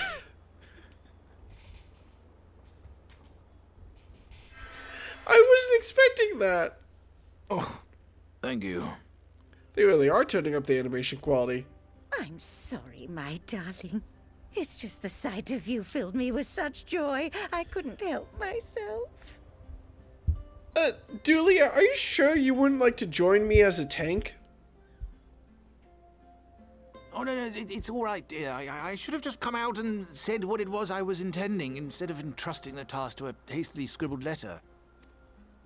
Does that mean you'll do it? Well, I'm here, aren't I? I mean, not that my absence signified any unwillingness, you understand? I'll have to eat my own words. Naught could be further from the truth. I only left to enlist the aid of the former mayor's senior advisor. And now that I have it, I believe I am ready to take office. Oh, how wonderful!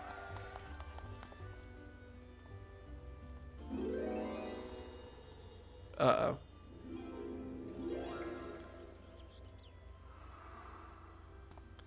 Alvino just healed his spine. Not again. Dearest, please!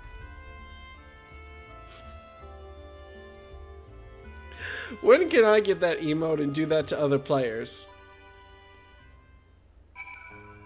Dulia Chai is the deadliest creature in Calusia, but only to her husband? False. Dulia Chai is the deadliest person in Calusia, especially to anybody who threatens her husband.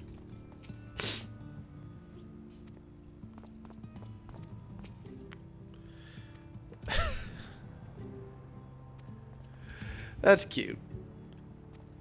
Alright, we have to be the end of 5.1 now, right? That was quite a reception. One message I will struggle to forget. More seriously, the arrival of the Talos has seized the public's attention. Once word is spread around Yulmore, it will be that much simpler to gather one and all so that Master Chai can make his inaugural address. Okay, cool. There's a song. We're done with 5.1. After this. Good, because my nose is just stuffing up. No need to fret, Deca. I have never felt better. I'm not all overawed by the prospect of addressing the assembled masses of Yulmore. As for where to do it, if we're to accommodate everyone who might feasibly wish to attend, I suppose the only place large enough would be the Emergent. Then I will go and spread the word among the citizens, both free and bonded, that they are to assemble there to meet their new mayor. You there, Kaishir, was it? Would you go and inform the residents of Gate Town and the derelicts? Of course I will. Good lad. I'll let the guards know not to borrow the weight of all three chambers. It goes without saying that I expect the Warrior of Darkness to attend, assuming he's available. And we'll see it through to the bitter end, eh? The doorman at the Crown Lift will show you up. Excuse me. Alright, one more cutscene.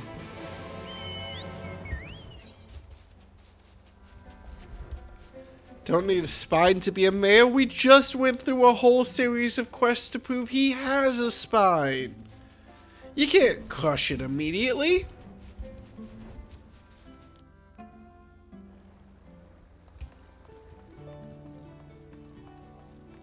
Come on. Gotta give me that one. Yep. You gotta give me that one. Tell that to Dulia. Oh, Dulia thinks he has a spine more than anyone. That's why she's so excited to test it.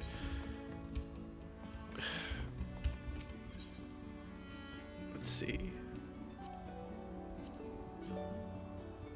This one, I guess.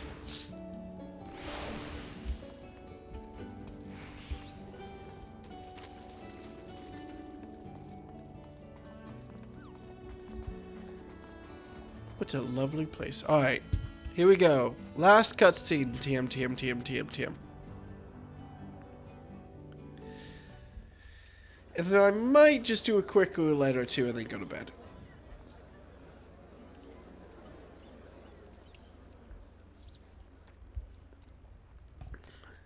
Alright, buddy. First big speech. Do your best. We can't all be Alfie now.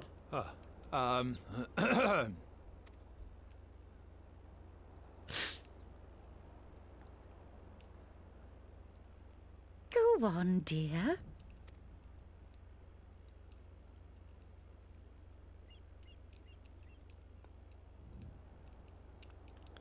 There you go. The quiet reassurance.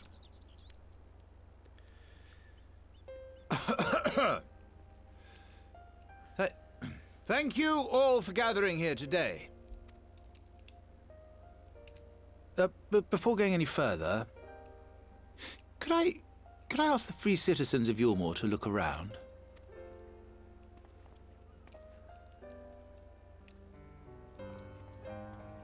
Tis a sight none of us would ever have seen under Lord Forthry's rule. Not only do we stand in the familiar presence of those we once called the Bonded, but today we welcome the peoples of the Derelicts and Gate Town too. Today we welcome the Warriors of Darkness, come to bear witness to Yulmore's new beginning.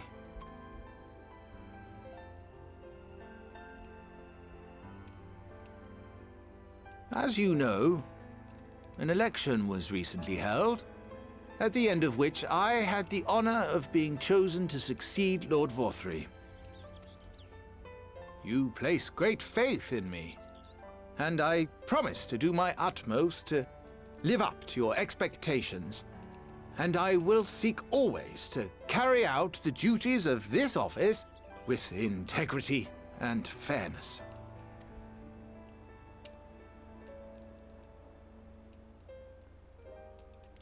Always, I say, but not forever. Let it be known that I do not intend to hold this post indefinitely. I consider myself but an acting mayor, who will serve only for the interim, while Yulmore is reshaped according to a new set of values.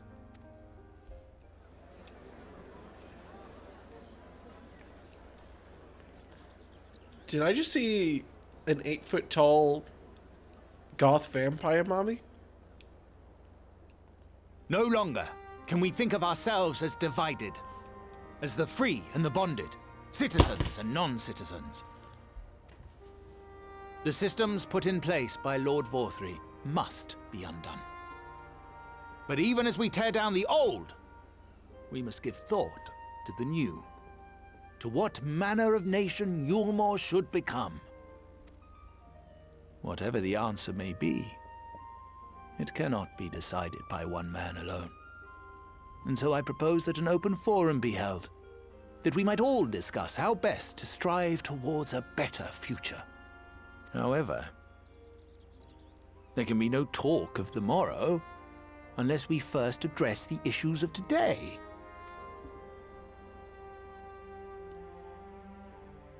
Securing new sources of food, rebuilding relations with our neighbors, re-establishing industry. There is much and more that needs to be done.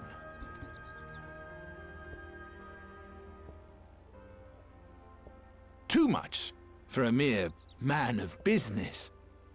And so I pledge instead to do everything in my power to ensure our city's security and stability while we all work together to see these problems solved. The road before us will not be easy, and I know full well how daunting the prospect of honest labor may seem to some of you. But we must accept the reality of our circumstances. We must move forward. This much we owe to ourselves and to the brave heroes who risked their lives to bring back the night. Once we have shored up our city's foundations and regained some semblance of normality, let us reconvene to speak of the future. Until then, I humbly ask that you lend me and each other your strength. For Yulmore!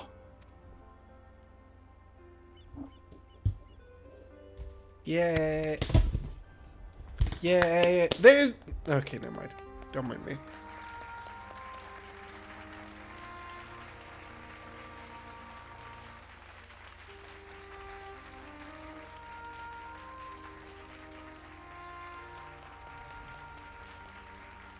Is Decker not gonna clap? Or would you just hear the clink, clink, clink, clink, clink?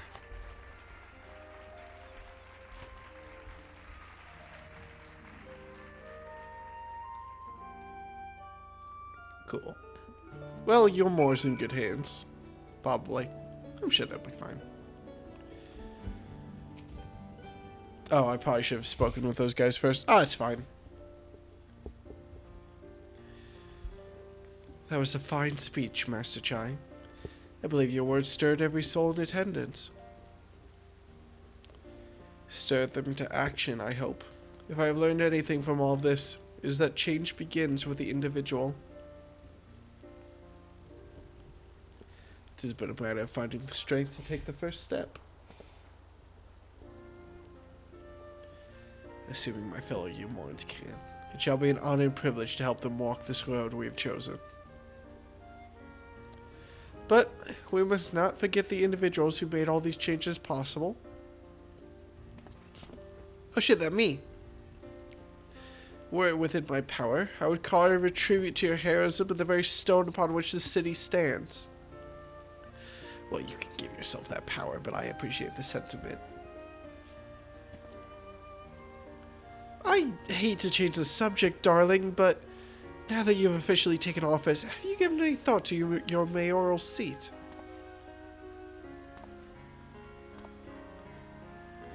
We will not be moving into the Emergent, dearest. It's too big for one thing, and too far from the people for another. We will retain our current residence, and I will govern here in the parlor. Oh, I was hoping you'd say that. I much prefer the view from the parlor. Begging your pardon, Master Chai, but have you got time for a word? I don't recognize these people. Yes, of course, sir.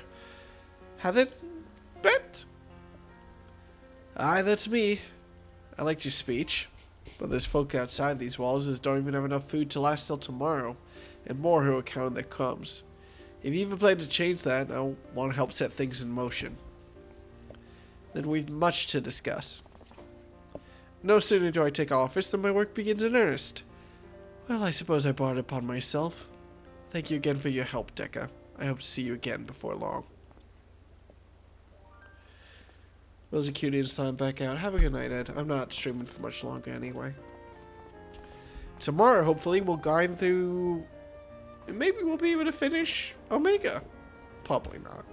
At least one section of Omega. What a day. I don't know what it means exactly, but I do know I've got plenty to think about. I sense we all have a great deal to consider. I had resolved to remain here until such time as Yulmore's future was secured, but it is clear to me now that the city is in capable hands.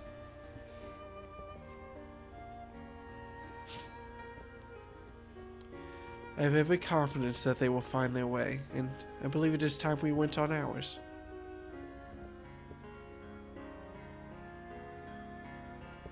There we go. We did it.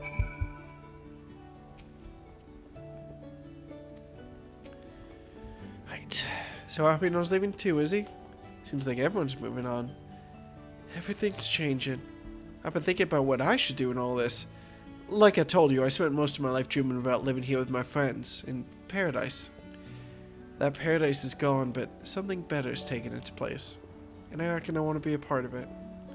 This Yulmore for the people Master Chai's been going about ain't gonna build itself after all.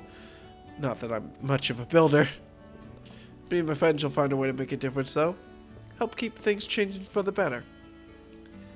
A far nobler dream than the one to which you clung before, and one I'm happy to say we share. Whatever path you choose, I will pray for your success. Well, when you put it like that, there's no going back now, is there? We got a few ideas on how we can do our bit. Just a matter of taking the first step. And the quest name is moving forward. Please give me an achievement. Oh my god. Okay.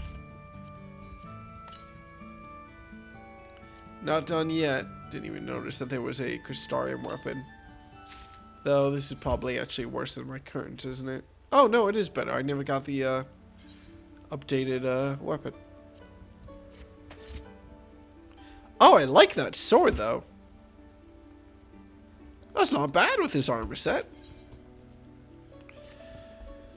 Okay. Truly, to see Kaishi inspired by our actions is inspiring in itself. Yet, however much I wish to stay here and see what comes of his efforts here in Yulmore, we have matters of our own to attend to. Come, we should return to the Crystal Tower. Mayhap Beklug study a born fruit in our absence. Are we almost done? Please? With 5.1 at least? Oh, wait. Gotta save me my $300.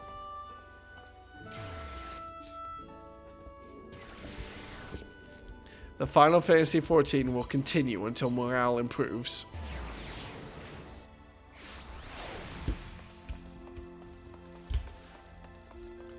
I EP, well, I'm a little bit EP. Mostly I just wanted to play a couple rounds of Pokemon the card game before I went to sleep. Come on. What's up, y'all? How's it going? Alfie, no? Alize's still out doing her thing. And there's been some significant discovery regarding the Aura site. Okay, that does seem important. What's going on? Welcome back. We are given to understand a new mayor has taken office in Yulmore. Indeed. Our good friend Master Chai was elected by popular vote and, after some considerable soul-searching, chose to accept the post. It is a shame you weren't able to attend his inaugural speech, though I have no doubt you will see more of him in the future. But tell me, how fared you in preparing the White Aura site? Our work did not proceed quite as expected. In your absence, we had a frank discussion on the principles of soul transference and concluded at length that White Auracite was ill-suited for our purpose. We needed Black Auracite. But, Urian Jade, did you not say that compared to the massy soul of Anassian, the stone would house one of ours with ease? Yeah, that I did.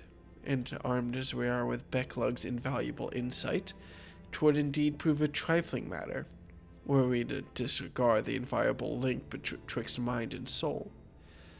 A link which would, we did belatedly realize, be weakened most perilously in the process of rendering our souls dormant, as Oversight doth require. Thus, the shedding of these fleshly simulacra, and the surfeit of ether which compriseth them, would in all likelihood deprive us of our psyches as well. It would, theoretically, be possible to channel your minds into the Oversight instead, and we would more than likely sacrifice your souls in the process. Which is why we have abandoned that plan, and instead devoted our time to finding a means by which mind and soul might be transported together. Then we are no closer to a solution than when we first began. It is a vexing conundrum indeed, but one for which the Crystal Exarch has posited a most intriguing solution. While the discussions turned to the transference of memories in the psyche, I could not help but be reminded of a technique with which I have personal experience. Dekka, do you recall what we learned from my eyes from our encounter with Doga and Uni? I speak of the royal eye of the Allegan imperial line, gifted to my forebears through the blood and memories of the ancient Allegans. It is by this gift that I am able to control the Crystal Tower. If we were to gain an understanding of the technology by which the Allegans were able to accomplish this transference, perhaps then we could keep mind and soul together. Imagine, if you will, a device like unto a soul crystal, replete not only with our worldly memories, but also the bountiful energies of the soul. That is our current avenue of investigation, and we will follow it wheresoever it leads.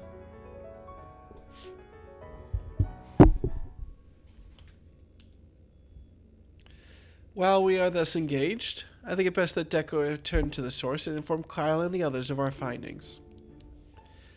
Agreed. I imagine Tataru will be relieved to hear we made progress of a sort. Then I would beg leave to relay our findings unto Thancred and Irene, and to assist where I might in their investigation of the empty. Yes, please do. Should we have need of your counsel, we will not hesitate to summon you. Alright, Oracite a bust. Okay. Give our regards to Tataru, won't you? Tataru? Is it It's Tataru? Tataru. Right. Can I just... Oh, I can just portal through here without paying. That's really nice. Cute.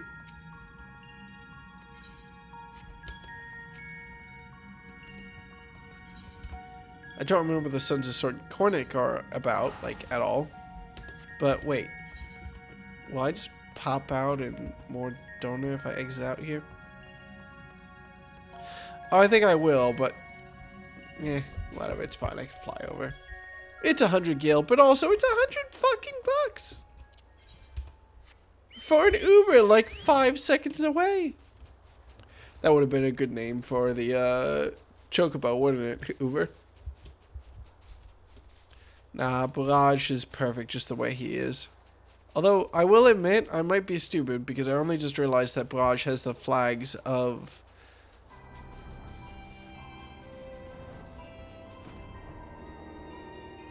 Limsa Laminsa on his wings. I just always assumed they were on his body for some reason. Yes, it did take me that long to remember the name of the city. No, I am not taking criticism. Anyway, Tataru, what's up? You gonna tell me that shit's fucked? Dekka, you're back! How did everything go in the first? Wait, don't tell me. Kyle will be here shortly and she'll want to hear you too.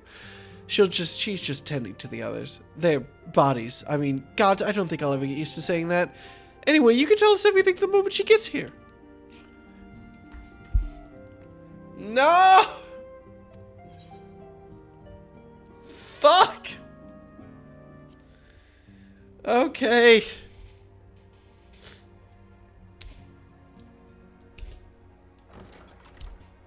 Alright, here we go. At least it's voice acted. Sorry to keep you waiting. I've carried out the treatment as per Master Matoya's instructions. It should slow the destabilization of their corporeal ether quite significantly. But tell me, how fare our friends in the first? They alright.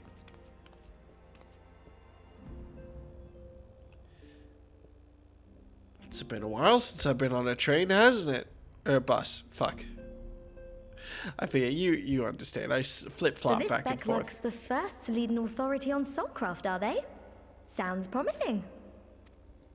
And Urianger's proffered solution of white auracite is rather ingenious now that I think of it. God, both their voice actors are so good. Well, while they press on with their preparations, you may rest assured we will continue to do our part here.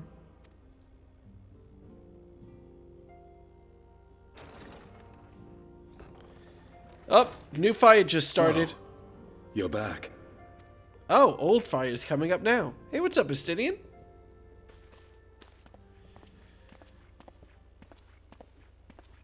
Oh, what's up, Estinian?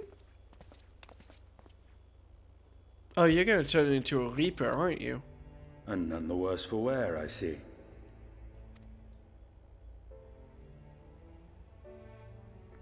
Estinian!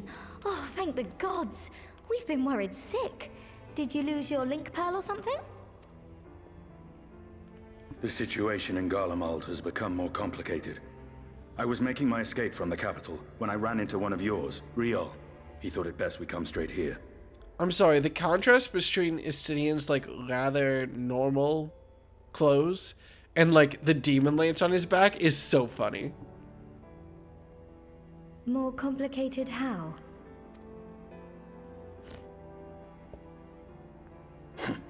Where to begin? After entering the Empire via Razat Han, I went about my mission of investigating Black Rose. It was then, inside a provincial factory, that I encountered the one who styles himself Shadow Hunter, Gaius Baelsar. Our goals being apparently aligned, we joined forces and ventured on into the heart of the capital, to the very Imperial Palace itself. Oh yeah, last we saw Gaius, he was probably dying. There, we found a man whom all assumed dead. Yeah, this bullshit. But his soul lives on. And he has wrested back his flesh. Cool. Xenos Ye Galvas.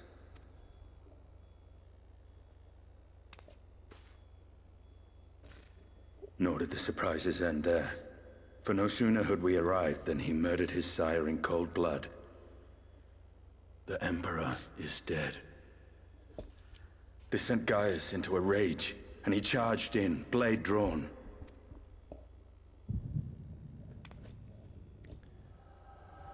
What's wrong? Oh, Kyle has the Echo too. He is risen.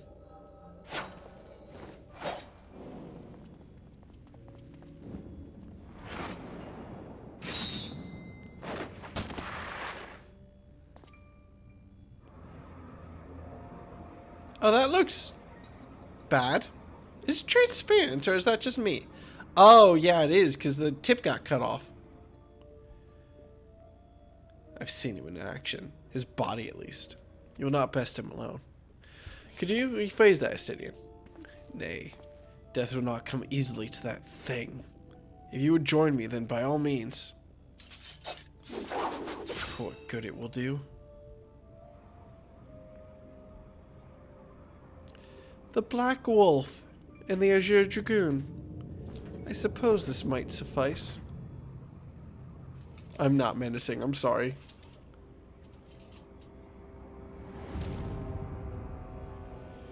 Come then.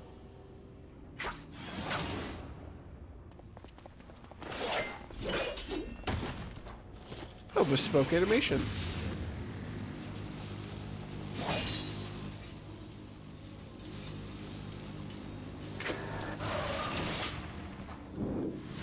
Yeet!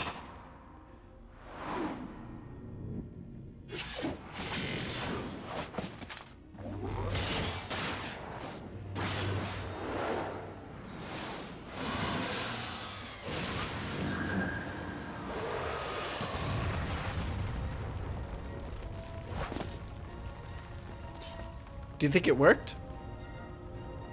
That's probably him dead, right? Oh, no. Ah, the simple pleasures of one's own flesh. Truly, there is no place like home. Sorry, that is not the level of menace that I should have. Abomination. Wherever he is, Deca was barely a match for him. If we stay here much longer... Emperor Varys, your radiance, are you alright? We may wear out our welcome. Oh, now it looks like we killed him. Your radiance. No. Must even the most middling of sport be spoiled? The world conspires to bore me. But I have no cause to remain. I leave these vermin to you. Xenos!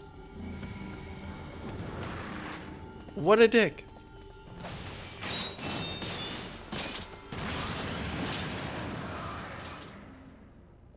Well, any bright ideas?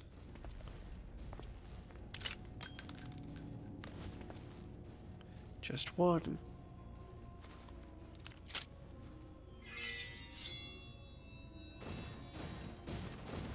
Pardon?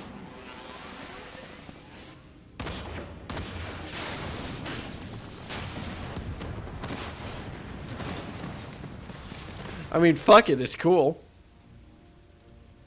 Hey, I remember those. They were the boss at the end of Stormblood, the last dungeon. Your Radiance. The intruders have taken flight. I repeat, the intruders have taken flight. Deploy all available Magitech armor. We cannot let them escape. Oh, it's his ability in Praetorium. That's...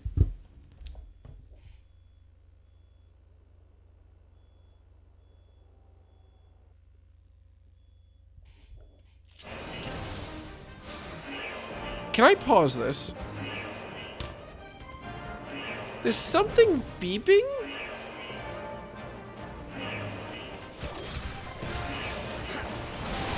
I can't tell if it's in my own apartment, but I'm pretty sure it's not. I'm sorry, hang on. Let me make sure that's not in my apartment while this happens.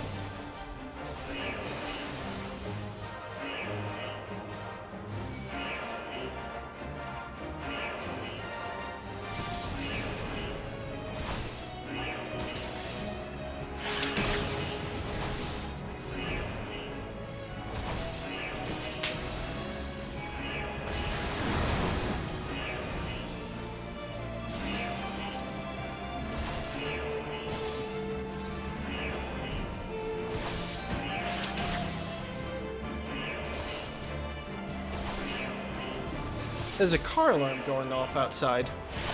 Not much I can do about it, if I'm being honest.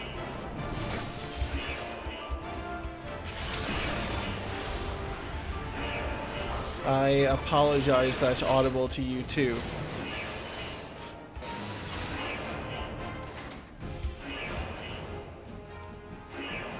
I hope it's not too bad. Oh yeah, no, you might be talking about the alarm as if the in-game alarm. No, I mean there's literally a car alarm going off outside. It's not mine, which is nice. This is an AoE, isn't it? Yeah, fuck.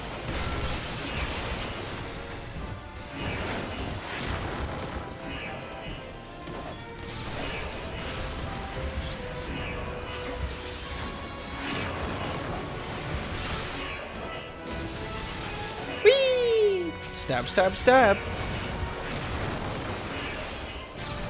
Now the beeping sound was super hard to hear and I have earbuds in. Alright, cool. ALSR, you have fun. The alarm is easily tuning it out. I don't have to listen to the beeping. I have beeping to listen to. Oh god, I'm gonna have to go to sleep. I really hope whoever's car that is deals with it before I have to go to sleep.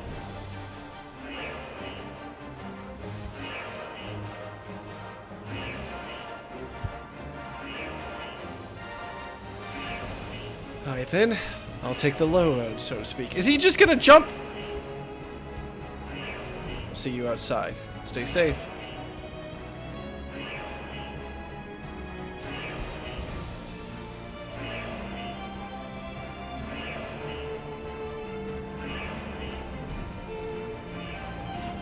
Do they just make you think the owner's a jackass? I mean, I feel like in theory they would help. Oh, shit. We did it. We win.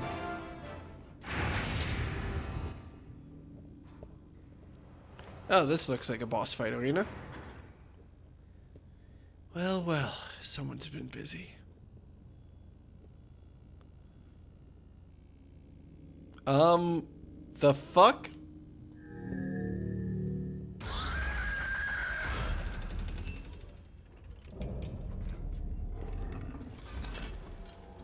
Oh. And you would bar my way, would you? So be it.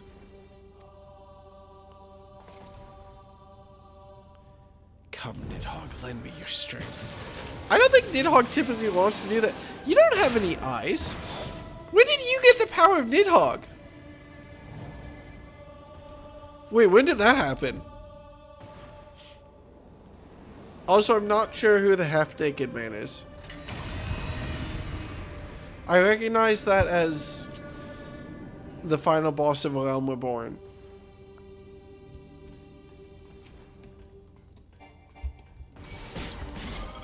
Oh, I have a thing now.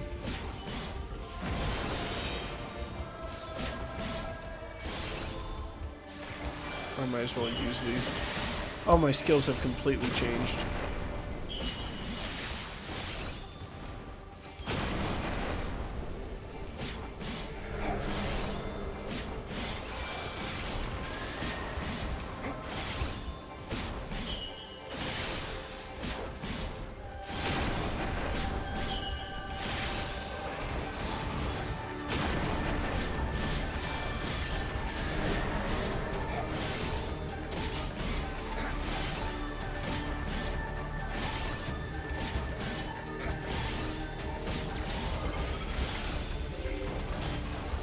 That's probably fine.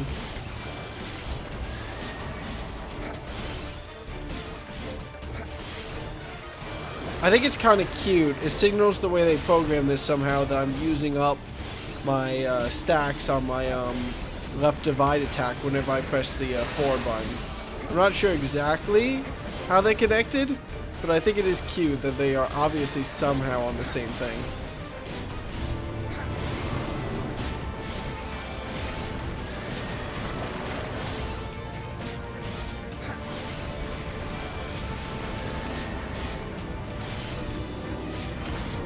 Oh, this is actually worse than my one button by a considerable margin. It's just an AoE attack.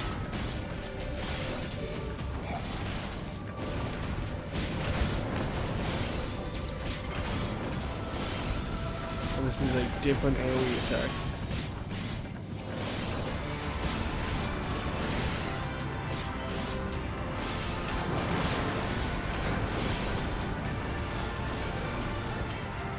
Wait, can I use this attack to...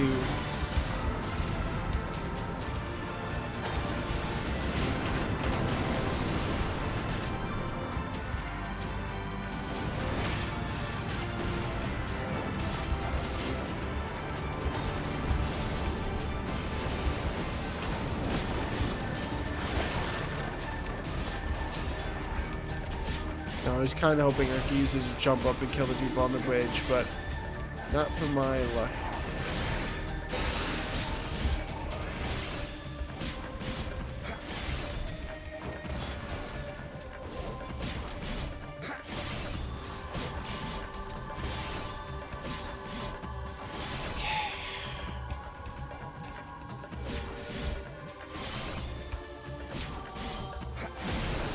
He's using Gaius' X ability. Boy, it seems like the type of thing I should pay attention to, isn't it?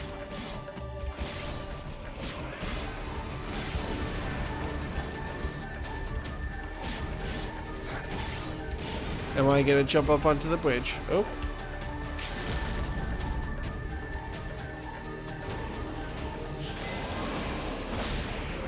Cool. Taste my lance.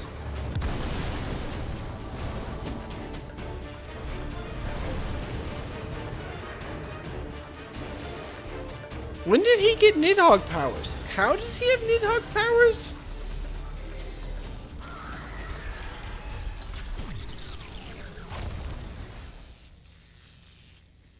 I don't remember what happened to the eyes of Nidhogg. Were they destroyed?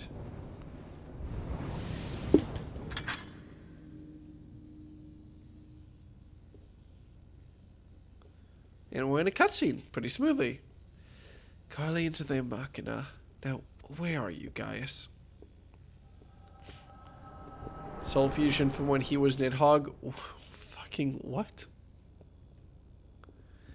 Has this showed up before?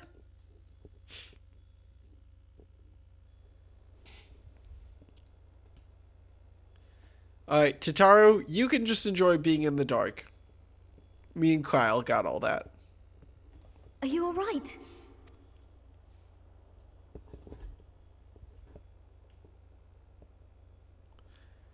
That beeping is actually going to drive me fucking insane. Peer into my past, did you? Sorry. You looked hot, buddy. Well, I didn't quite relive the experience as you did, but I bore witness to it all. I did see him pop the eyes. I'm still not sure what I think of this gift of yours. But no matter. Our confrontation was cut short when the Imperial Guard arrived. It was then that Xenos took his leave, citing boredom. Wait. If we're... I don't think I know what the Echo is. To think their research into the Echo could bear such fruit. Escaping death, jumping from one body to the next, and returning to his own after all this time. He is an Ascian in all but name. Oh, well, I have some updates to tell you about what Ascians are. But no more than a hero traversing the rift between worlds.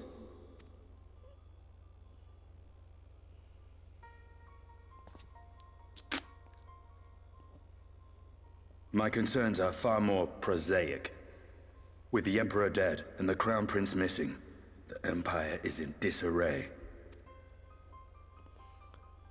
Until order is restored, assuming it even possible, we needn't fear an Imperial reprisal. And for reasons of his own, Xenos took it upon himself to rid the world of Black Rose. Riol has already gone to apprise the Alliance leaders of these developments. We may leave the matter in their hands for now. Cool. Then perhaps we have seen the last of the fighting at Gimlet. Though, if it comes to civil war, I cannot help but fear for the provinces.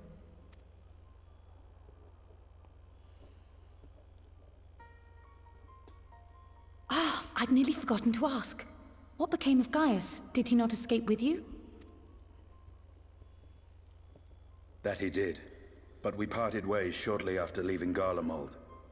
He claimed another threat had arisen which demanded his attention.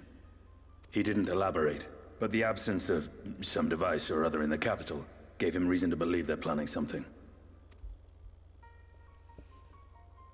Lest you worry, I believe he has well and truly shed the Black Wolf's pelt. Conquest is no longer his objective. We may safely leave him to his own devices. Well, it's nice to have one less foe to worry about, even if we do have a mysterious new threat to look out for instead. I feel like he still counts as a war criminal. Speaking of which, I'll see that Riol and Al Shinobi are made aware. Though we still know next to nothing, it can't hurt to be vigilant.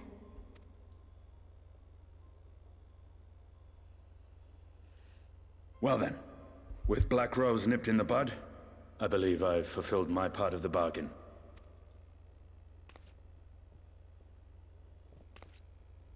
That's true, but with the Archon still slumbering away, we were hoping you might agree to stay with us for a little bit longer.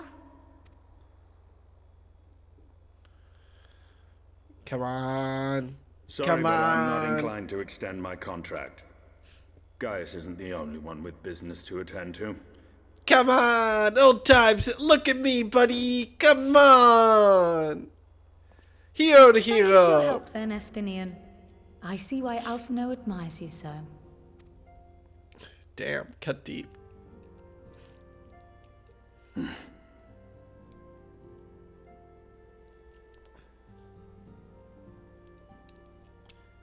Farewell, my friend. See that you don't make a habit of dozing off in battle. Asshole! I've only done it twice. No, twice. Just the 2 times. I suppose we should all be getting on then. As ever, we will see to the Archon's needs. In the meantime, why not get some rest? You've more than earned it. Go on. Thank you, Kyle, for giving me permission to go the fuck to sleep. I think that I will follow her advice. Tato?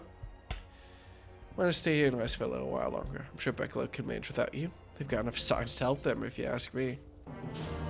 There we go. 5.1 done. Tomorrow. Oh my god, there's another fucking cutscene, isn't there? Damn it. We were so close. Oh, that. Traitors! You would dare deny Lord Nerva the throne! Ah, shit. Okay. So they are doing a full-on civil war. I thought that Endwalker took place in Garlemald, but I didn't know. Onward. Before this day is done, victory shall be ours.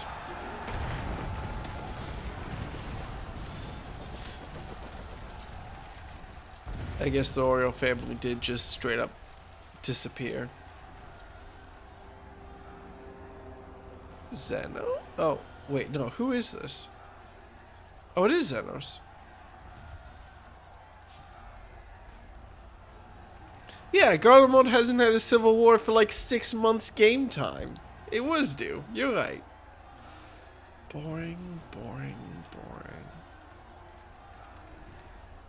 Do you think? I find it amusing. Like dogs herding cattle to the slaughter. Who is this? Oh, is it Sup?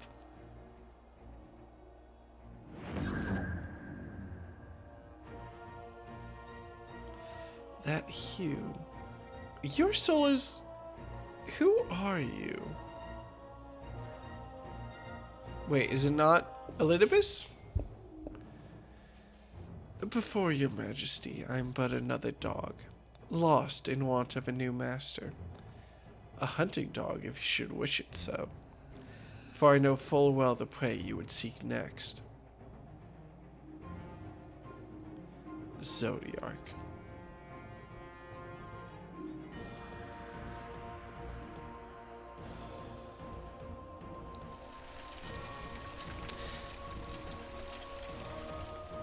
Okay.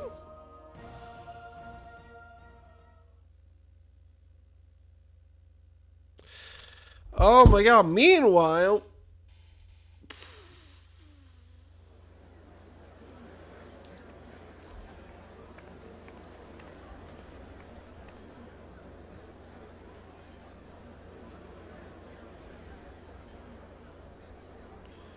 New Ascian just dropped, or presumably Ascian, I guess, new white-robed figure. God, there's so many of them.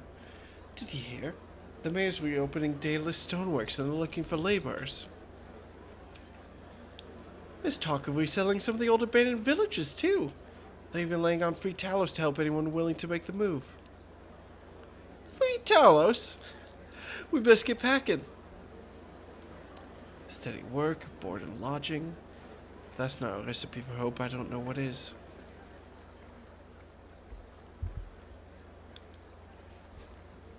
Uh-oh. Who's this guy? Hope?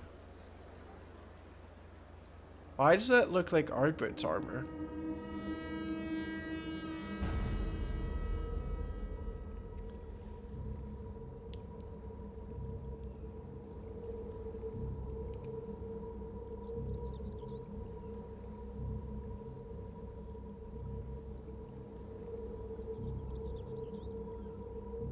I don't know why the mute. Okay.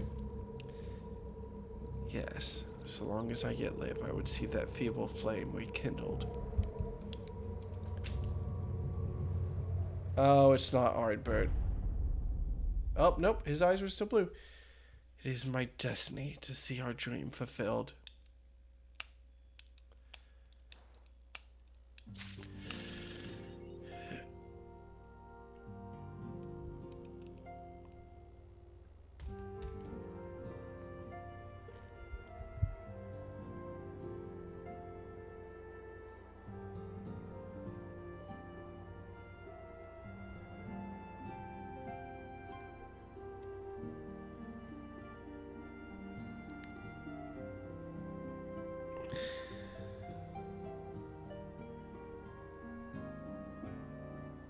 You have no idea. That entire pause was me just debating whether or not to go, well, good night, and hit the stop streaming button. My mouse was over the button. I came this close, but I decided not to. Yeah, though, that is the end of stream. Thank y'all for joining me.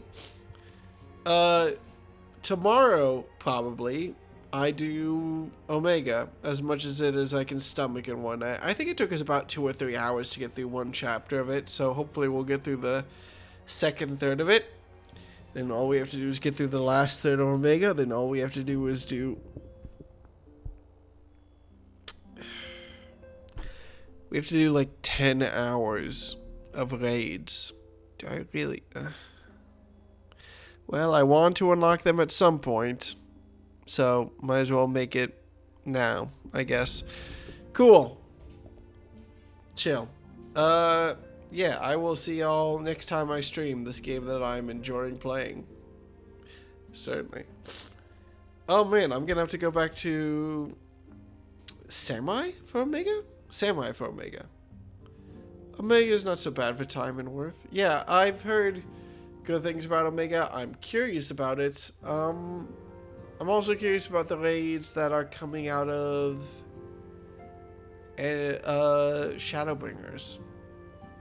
And most importantly, at some point, I get to do the Near Alliance raids, which I am excited about. I'm very excited about the Near Alliance raids. That's gonna be a lot of fun. Alright, chill. I will see y'all next stream, probably tomorrow, presuming I don't get waylaid or anything. So yeah, nope. Not gonna bother raiding or anything. Have a good night. Bye-bye.